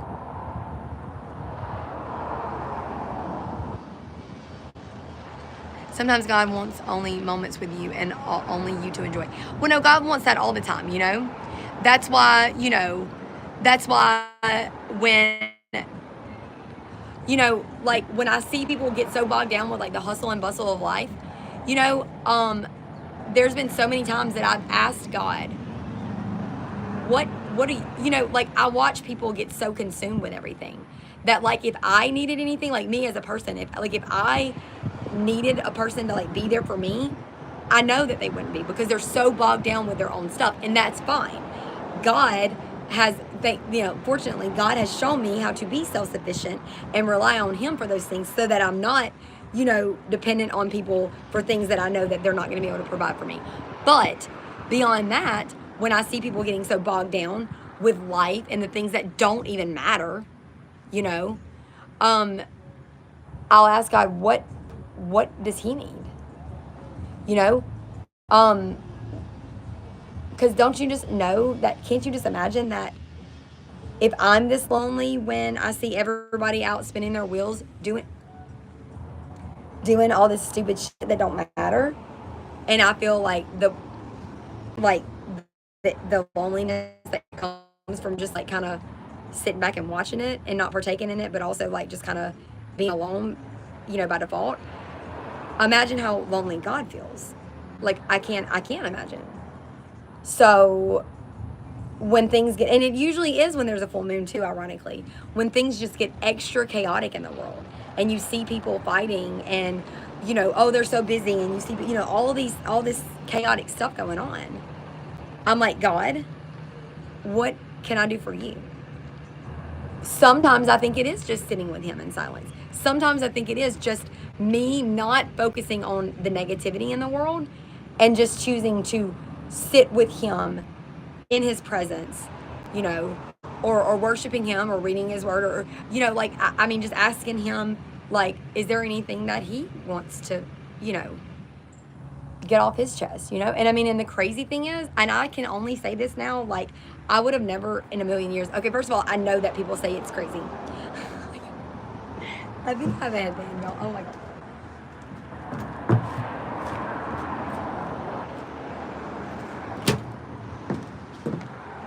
I know that people think that it's like crazy talk to say, you know, God told me this. God told me this. You know, first of all, it doesn't have to be, because God really did tell Noah to build the ark. We all know how that turned out. So if I was saying God told me to, you know, go to this gazebo and God didn't tell me to come here to do this live stream. But if he did, that wouldn't be me talking crazy, although people would say that. But up until very recently, I would have never even thought, I would have thought it would sound crazy to say, God told me this. You know, to really be so bold as to say, you know, I asked God what his opinion was, or like what he wanted me to know. And don't you know, no sooner than I got the words out of my mouth, was I just literally, my brain was flooded with thoughts, emotions, feelings, ideas, you know, information that I do know without a doubt was from God. I know it was. And I was like, wow. Like, I was in the shower really like, oh my God. Like, just saying, oh my God. Because, you know,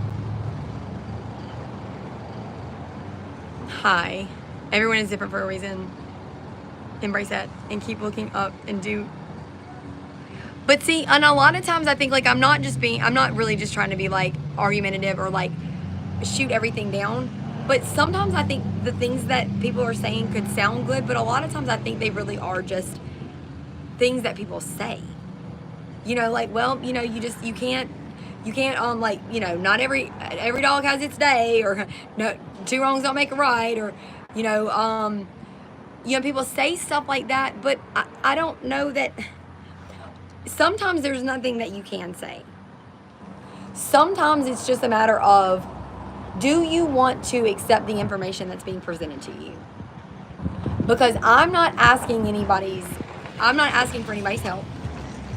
I'm not asking for anyone to make my situation better, or make me feel better,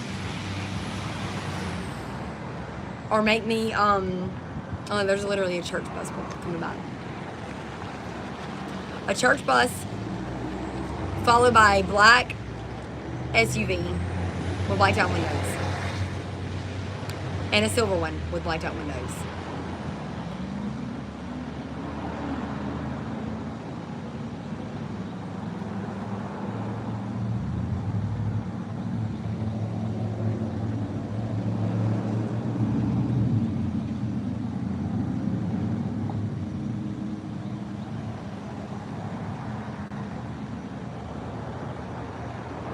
You know what I'm gonna do? Have you guys ever done this? Have you ever just hit somebody with some bullshit, like, out of nowhere? Just, I'm talking fired off something like straight out of left field, to see what their reaction is? You should try it.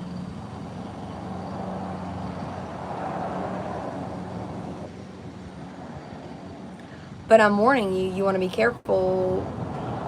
You better make sure that you're prepared for the possibility that you might get a response that's going to confirm whatever that crazy shit you were talking about. When they go, what? What?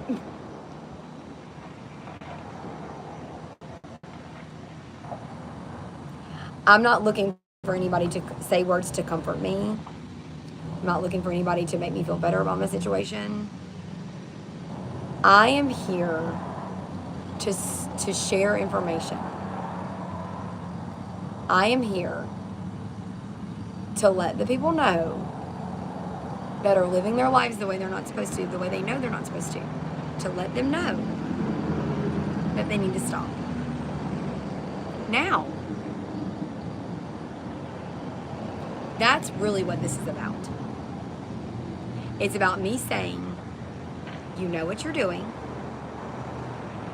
I know what you're doing. God certainly knows what you're doing. And the fact that you haven't gotten caught this long is not a good thing. You should be scared shitless by the fact that you have been getting away with what you've been getting away with for as long as you have. It's not because you're smart, because you're not. You're not smart at all. In fact, you are a fucking moron for deliberately disobeying God, doing what you're doing, and thinking that you're going to get away with it. You're stupid to think that you are getting away with it. You're not smart. God chastises those he loves. Spare the rod, spoil the child. He disciplines his children that he loves. So if you've been doing what you're doing and you haven't gotten caught yet, it's not because you're good at what you do, or that you're smart, or that it's not wrong and there's no consequences for your actions and you're not going to be held accountable. Just like the video when I talked about the Target, the person that was shoplifting from Target, that was so arrogant that they were stealing literally just like everything for years, bragging about it, proud of it. They really thought that they were getting away with it. The entire time this was going on, they were laughing about it. Just walking out the door with the shit.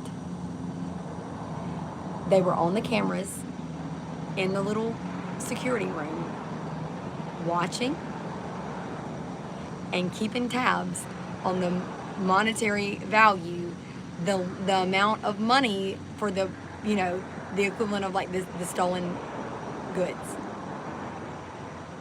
They were literally tallying up everything that the guy had stolen as he's walking out the front door laughing, thinking that he's getting away with it, thinking he's pulling one over on these people.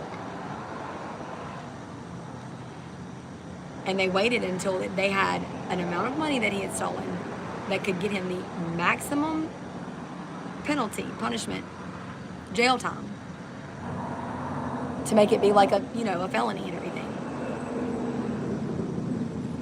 And then when he walked out, cops were just waiting out there for him. There's nothing he could say. What could you say? You're stupid. You're fucking stupid. Because at some point, regardless of why you started it in the first place, most likely you were just doing it to be a fucking asshole right out the gate. But either way, at some point, you quit even caring about the stuff you were stealing. You weren't trying to pay your bills. You weren't trying to sell the stuff to get money. You weren't even doing it like to support a drug habit or anything like that. You loved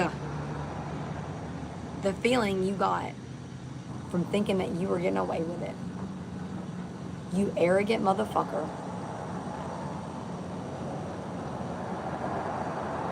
And your dumbass had no idea that the more bold you got, the deeper the grave you were digging for yourself was getting. To the point that you made it so easy that no one even had to do anything. You just fell in it. And that's where you're going to stay now. If I'm not talking to you, then I'm not talking to you.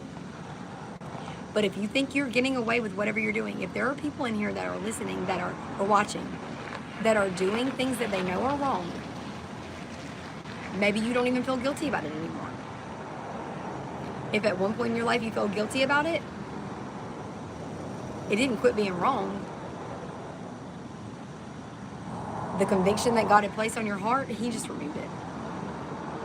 God just walked away. You know, it's like people say all the time, like people are like very quick to say like, oh, I don't hate you, or, you know, whatever. Like, I don't know what y'all think that means. Like when you say you don't hate a person, that's actually, I don't get offended really at all. But if I was going to get offended, I would never get offended. Like that would be something that would be somewhat offensive. Because to say that you hate a person means that you actually invest a decent amount of your brain, your heart, your effort, your energy, your thought process, you know, part of your energy is going towards the hate that you have for this person. You are investing your energy into them, even if it's in a negative way. You're talking about them, you're thinking about them, you're, you know, even if you're like plotting against them and stuff, if you hate them, they are consuming parts of you. To say that you don't hate a person actually means that you are so irrelevant to them, like you don't even, like they're not even worth your time, even in a negative sense. So when you think you're getting away with these things that you're getting away with, it's not because you got really good at being a fucking dumbass criminal. Or a shitty spouse, or a shitty employee, or whatever it is, parent, whatever that you're doing in life that you know is wrong. Whatever responsibility or privilege has been placed on you that you are abusing. Whatever authority or power that you think you deserve that's been given to you that you are taking advantage of and hurting other people because of. If you think you're getting away with it, you are wrong. And the more arrogant you get, the bolder you get with your deliberate, just blatant, shitty behavior, the more cocky you get. Well, first of all, that just proves how stupid you are. The more careless you get,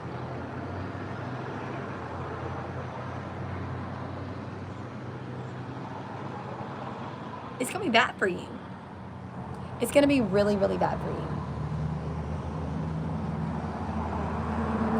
And I'm at a point now, there are probably people, there may still be people in this world right now that have never had the opportunity to know Jesus. I just feel like, for me personally, my purpose, my calling, what God is using me for, I think that there was a time when it very much was to share God's grace and love and his forgiveness and comfort and be there for people that need it when they needed it, to show them that that's the love that God can offer us, and this is the power that he has to change people and soften their hearts and stuff. I do believe, and I still have that in me. That will never go away, because that is part of who God is. Therefore, he lives in me, so I have that as well. And I will never lose that ability to forgive, to have compassion, to just give grace and love and extend that mercy and kindness to others anytime I get the chance. But I think that me devoting the majority of my time and efforts and energy into sharing that love with people, or like, you know, trying to get people to know Jesus that don't know him, I think that time has passed. And I think that now we are at a point, you know, in time, in my walk with God, like in the world, like the human race as a whole, like where we are as a society, like the point that we are in this timeline that is playing out. You know, there is a timeline here, and these things are happening. They're continuing to happen. And I believe that I am at a point where God is telling me, you ask these people if they knew Jesus. You gave them, for my sake, the people that you have been assigned to, you know, minister to, dare I say that word, you've given them that opportunity to know me and to know my love and my mercy and my grace and my forgiveness and my salvation, which is always available for them. But the ones who said thanks but no thanks, now you get to show them who I really am on the flip side. Thy rod and thy staff comfort me.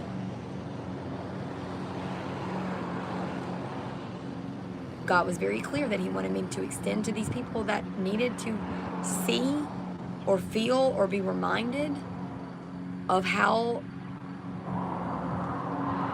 loving and kind and forgiving he is. And there are some people that I really believe were able to see that by the grace of God. And I praise him and I thank him, and I'm so thankful that I was given the privilege and the opportunity to help in that, you know. But now, I think God is saying,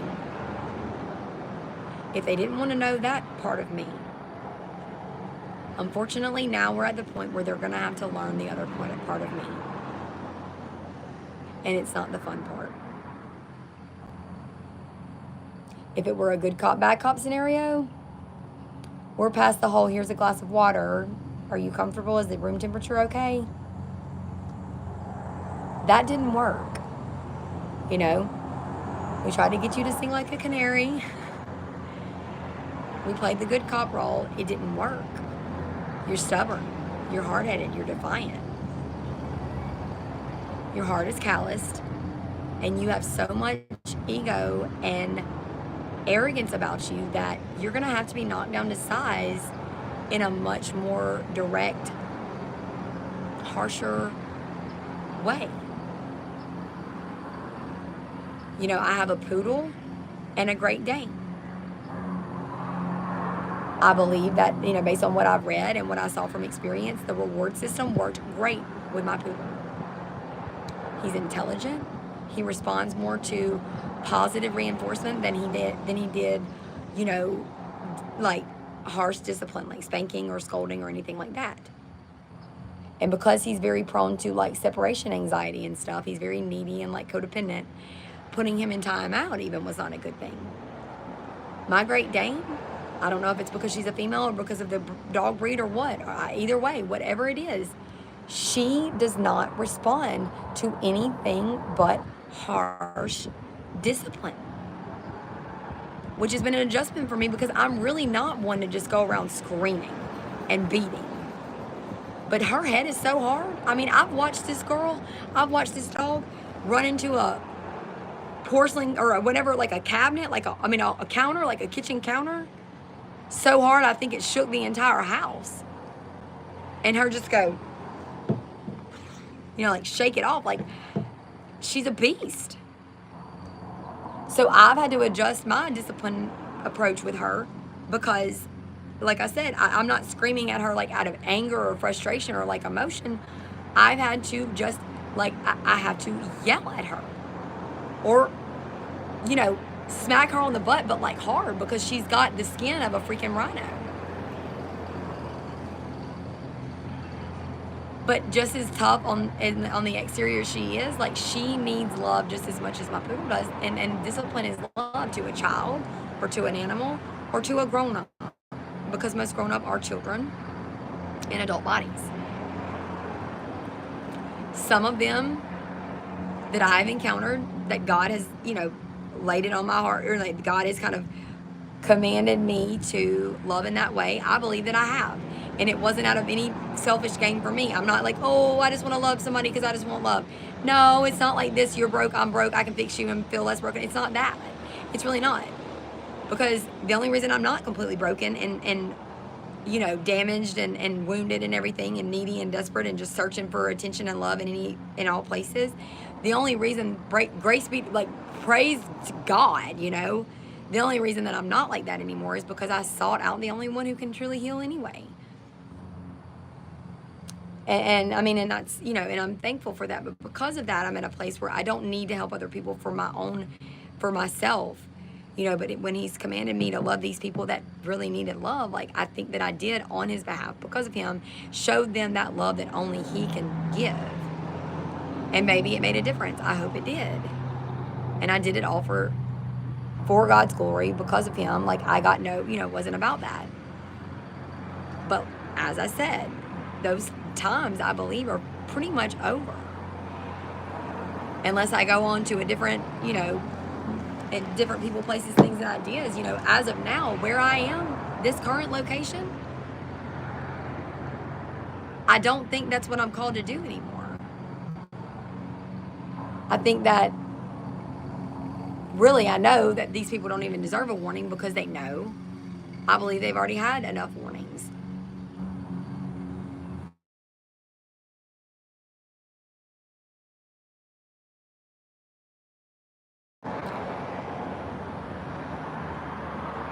I mean, this person told me she was going to be busy for a week, so I don't know why she's on the phone now. People that want what they can't have, that's not a God thing.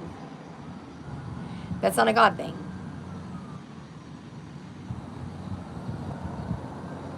if it's not exciting enough to you to have somebody that you can depend on all the time, that's always there when you need them and only wants to give you what you want and love you in the ways that you want and has no selfish, personal gain from it, and is just dependable and reliable and keeps their word and is faithful and loyal to you, if that is not exciting to you, if you love the chase, if you only want something because you know that you can't have it, and once you have it, you don't want it anymore, like if that's how you operate, then God's not for you. I'm not for you.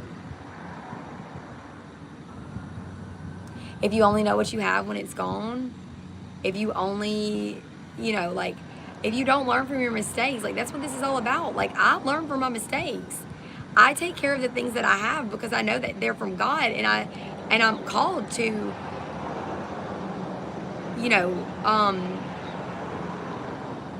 manage them well. There's a steward, to be a good steward of the things that God has temporarily allowed me to have in my life,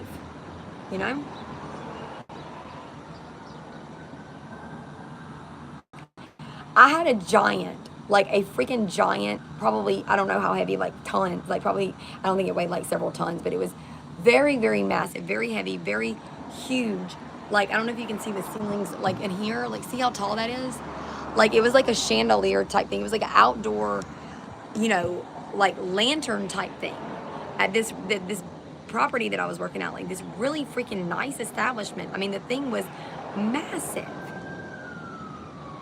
And I had been telling upper management, there's something going on around here. Things are not right. There's people that live in these apartments, specifically the one right above the leasing office, that I don't know what they're doing in there, but I know that there are definitely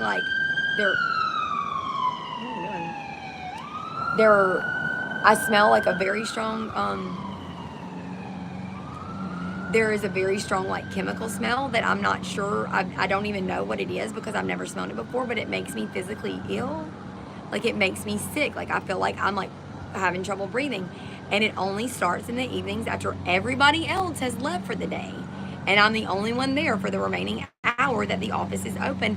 I don't even hear anyone above me until everyone clocks out for the day, and I swear, just like clockwork, every day, the second that door shuts from the last person leaving, everything ramps up. I hear footsteps, I smell the chemical, I hear water running, and this smell makes me start feeling so sick that I feel like I'm gonna like throw up or pass out. And it scared me. I didn't feel safe about it.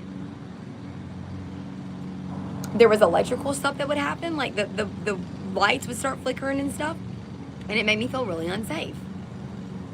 And that's when the maintenance guy, when I mentioned it to him, that's what he said. He told me that if the building catches on fire, we'll deal with it then.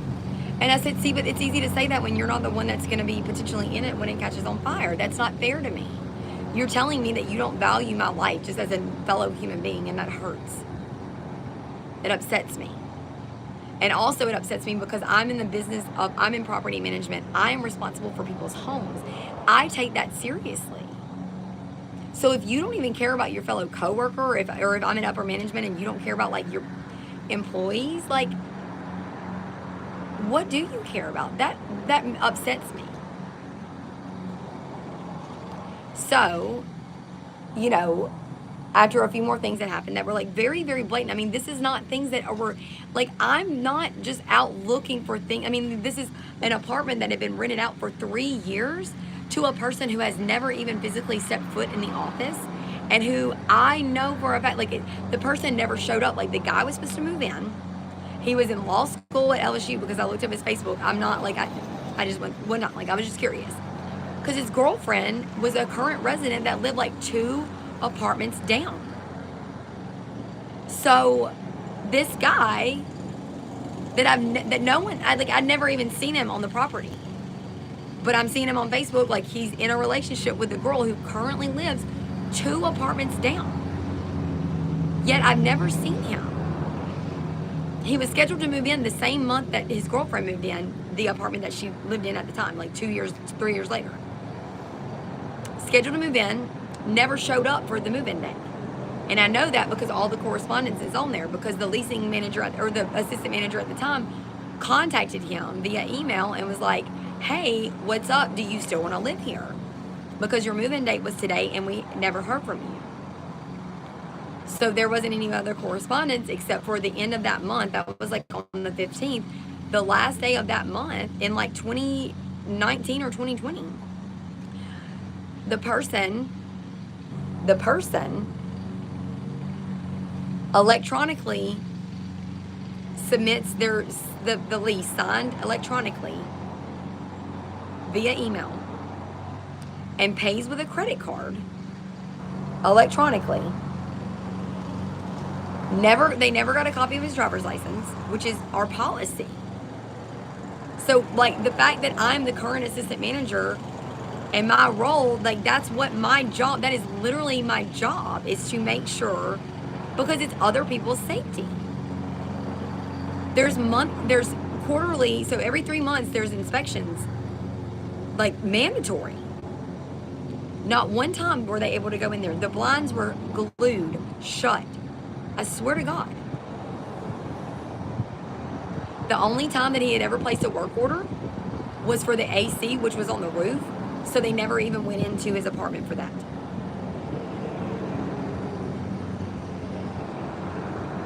Yet when I brought this to their attention, they told me that the fact that one of the residents is dating this person, like, it's none of my business. I should stop trying to be best friends with all the residents and mind my own business. That's what they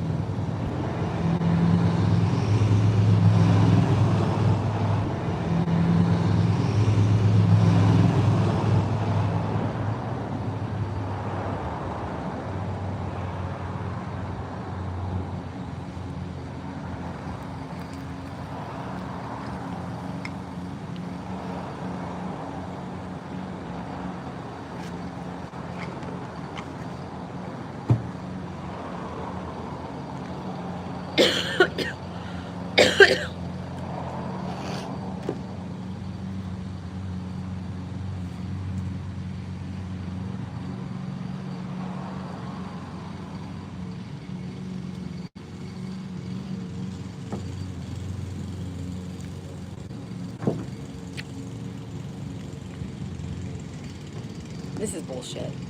This is literally bullshit.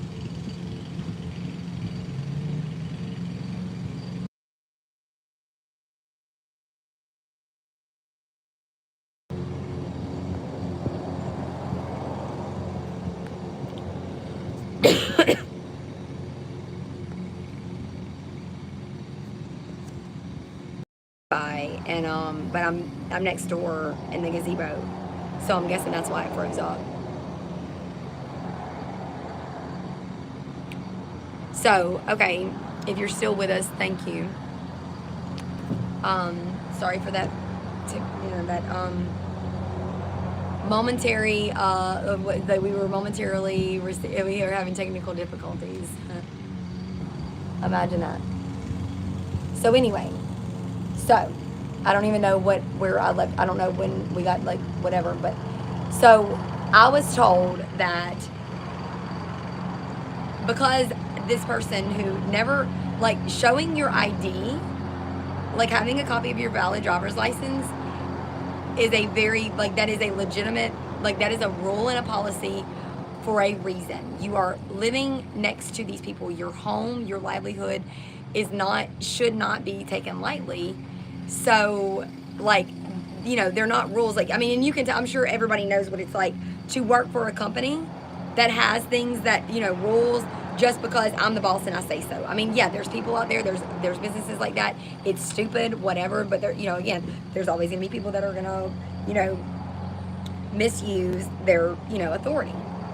But this was actually a place where, like, they honestly did have, it was a safe environment. There, you know, the rules and regulations as far as, like, with pets and stuff, like, you can tell that they enforced them, which was good because everything wasn't all messed up. There wasn't dog poop everywhere. You know what I mean? Like, rules, there, a lot of times rules really are there for people's safety and well-being, and you benefit from, you know, enforcing them. So, And I love that because that's how I live my life. So to work for a company that valued that as well, I was like, yes, please. So, anyway, so there was no ID on file for this person. So the fact that when I looked him up on Facebook to see what he looked like, to see if it was actually a resident, because if this person lives above the leasing office that I go to every day to work, you know, and I live on site too, like I live on the property. So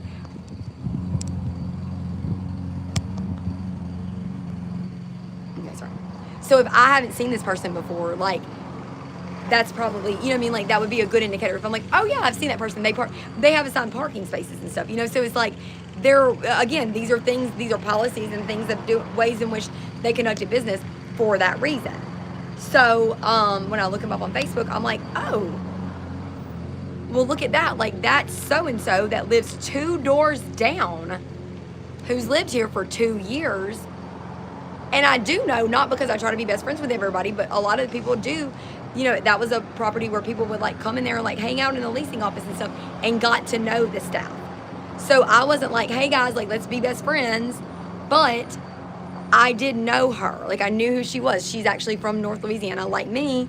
So, of course, you know, like, I knew, just basically knew things about her. So, like I said, while it's not my place, while it's not required that I know, you know, people's, like, it's not required that I be your best friend and know your whole life story, I just found it very odd, the fact that her boyfriend, you know, lived 2 doors down from her, and I knew her that well, yet had never even seen his face. And also the fact that, like I said, you know, that the rent had been paid with a, you know, credit card that was on file electronically, that he never showed his ID when he moved in. I mean, and these people, they say these things like I am talking about something that is just unheard of, that like identity theft and fraud, you know, like there is just, like I'm just talking out of my head. What? Like, how is that? I'm sorry, like, when did that become like a far-fetched scenario? And I swear to God, y'all, I've had people say this to me. Oh, I guess you just think it's aliens, huh? What?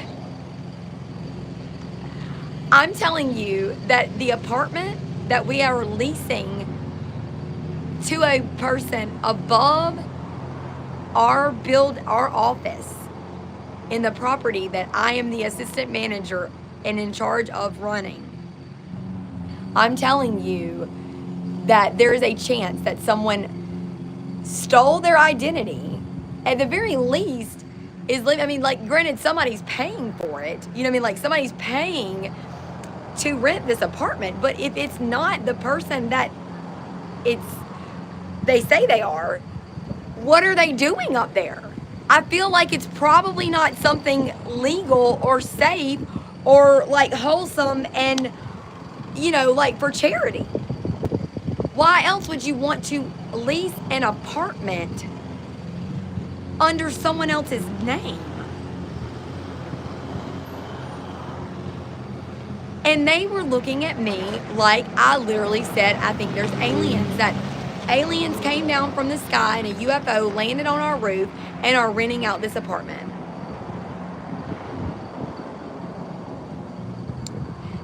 The fact that they said that, I'm like, why would you ever, like, that to me, that like, wow. So, I'm standing in the office, of course, by myself, like I always am, on the phone with IT because I was having computer issues, because the electrical issues were always, there was always electrical issues. Just coincidentally, when they would ramp up the freaking, I don't know, maybe they were making smoothies upstairs. I don't know. They could be. Maybe they put anthraxing powder in their smoothies. I don't know what. I used to be a personal trainer. I've been out of that business for a long time. Who knows what the latest trend is in, you know, protein, you know, like muscle building, you know, those people they're out of control with their creatine and stuff. Maybe that's what it is. Maybe they're up there making smoothies with anthrax and gunpowder, and that would explain the running water and the weird smell and the sounds that, you know, cause all the electrical stuff to, you know, short circuit, and, you know, lights flicker and stuff. That's actually a very likely possibility, right? I mean, it makes more sense than aliens, I would think, but what do I know? I'm just the idiot that tries to run this place like a decent human being. I'm sorry to get in y'all's way. So I'm standing on the phone with IT. We had actually like cordless phones there, like it was an office, but we were like, it was so fancy that we had like cordless phones. So I was free to roam about the cabin while I was on the phone, like, I'm such a grown up. So I'm standing at the front door, and like I said, like this is, I mean, like I'm telling you, the outside, like see how, like, do you see how tall that roof is?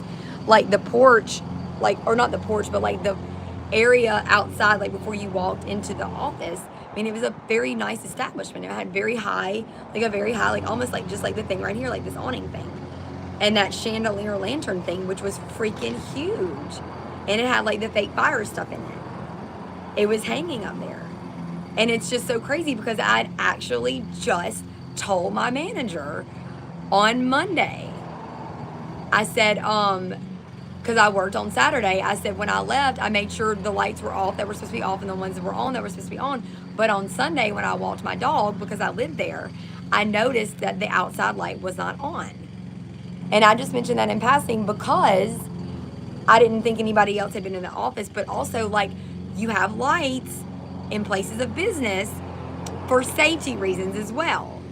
You know, like I'm sorry that I'm such a stick in the mud that I care about people's safety and I try to respect the business that I work for and I want, you know, like I respect it like it's my own even though it's not.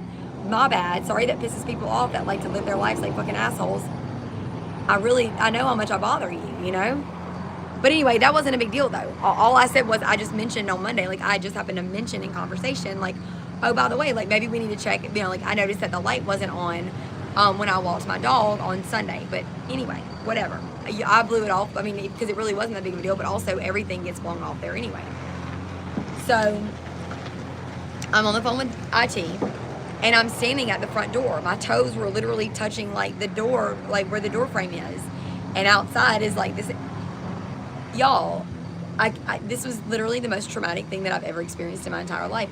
That lantern thing just fell and shattered into a million pieces. Like, right in front of me.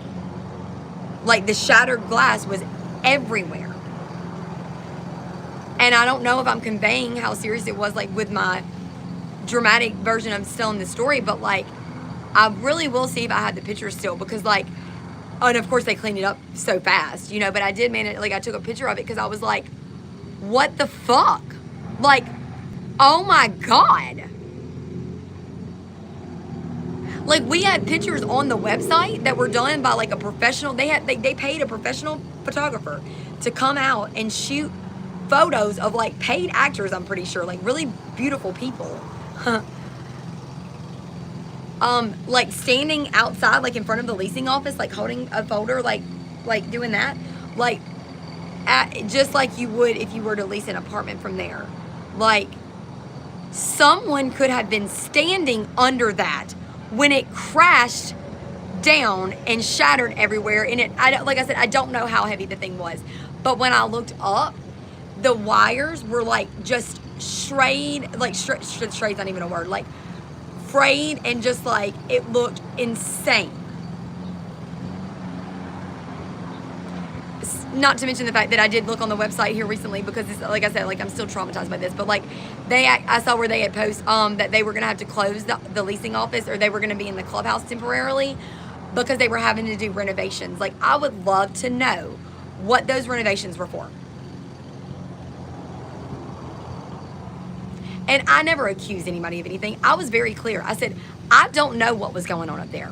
I don't. To think that I am in any way wrong, crazy, paranoid, whatever, for knowing that people steal people's identities every day, use places like abandoned or, vacant houses, apartment complex, storage units to manufacture drugs, bombs, house hostages that are being human trafficked. I'm the crazy one for implying that there was more evidence to support that was happening literally above me, us.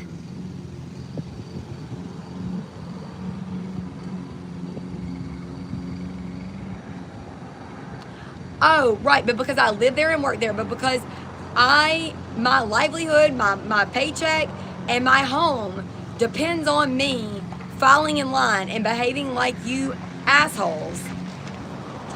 You think that you're gonna just say, you think too much.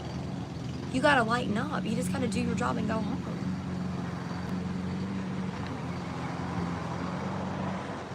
No, I don't. No, I don't, because unlike them, blood on my hands would be more than I can handle. If I can't, if the weight that is on me, I'm not saying I can't handle it because I can. But if the weight that is constantly or usually on me that comes from just knowing what's going on in the world, regardless of whether or not I have any control over it or not, if the weight of that is almost too heavy of a burden to carry, I'll be damned if I'm gonna let somebody back me into a corner and tell me to turn a blind eye or shut my fucking mouth. Just file in line, be a good girl, punch a time clock, and go home and not say shit about shit like everybody else. And innocent people's lives are destroyed. There's no way. There is no way that I would, no.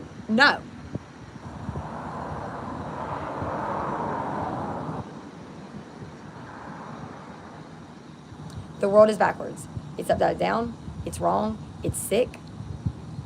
The system is broken. People that have any type of authority have no business.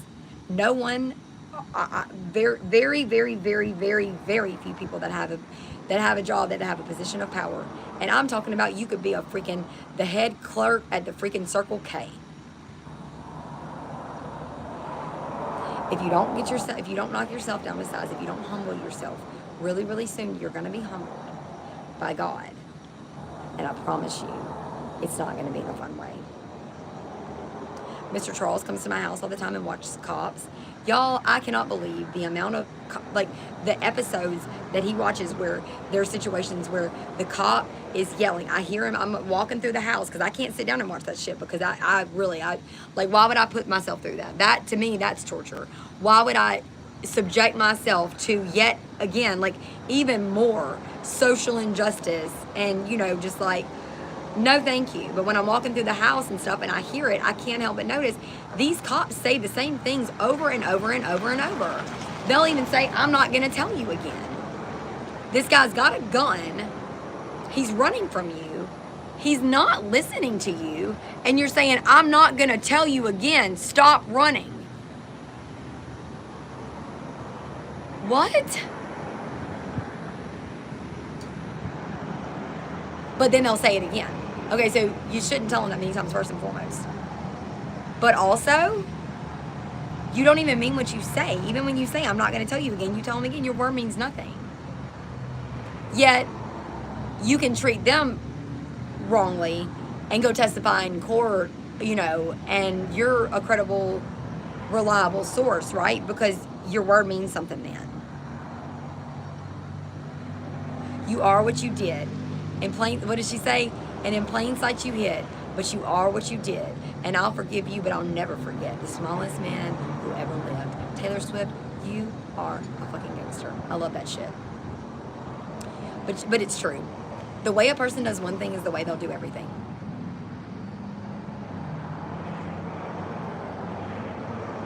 If you come at me with some, hey, don't tell so-and-so that I did this for you. Oh, no, I don't want you to do anything for me. I don't trust you for shit now. You're not gonna treat me into being a part of any of your bullshit Because I don't know what kind of secrets you keep from people. I don't know. Why? Were you, oh, you want me to feel special? You want to try to pull on my heartstrings that way, huh? You think that's going to work? That you're going to let me think that I'm getting special treatment? You're just telling me that you're a shitty, unreliable, inconsistent, manipulative person. No.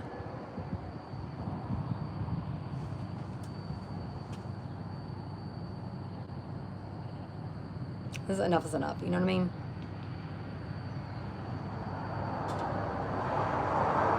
My phone's about to go dead, so I guess I'm gonna go charge it, and I don't know. I might go get a daiquiri. I might day drink.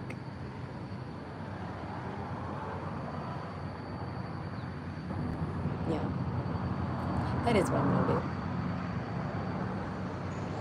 Not from Wicked Daiquiris though. That's a story for another day. All right, guys. I know this was not. I know that I wasn't the positive fucking ray of sunshine that I usually am. But if you did watch even the majority of this, I do appreciate it.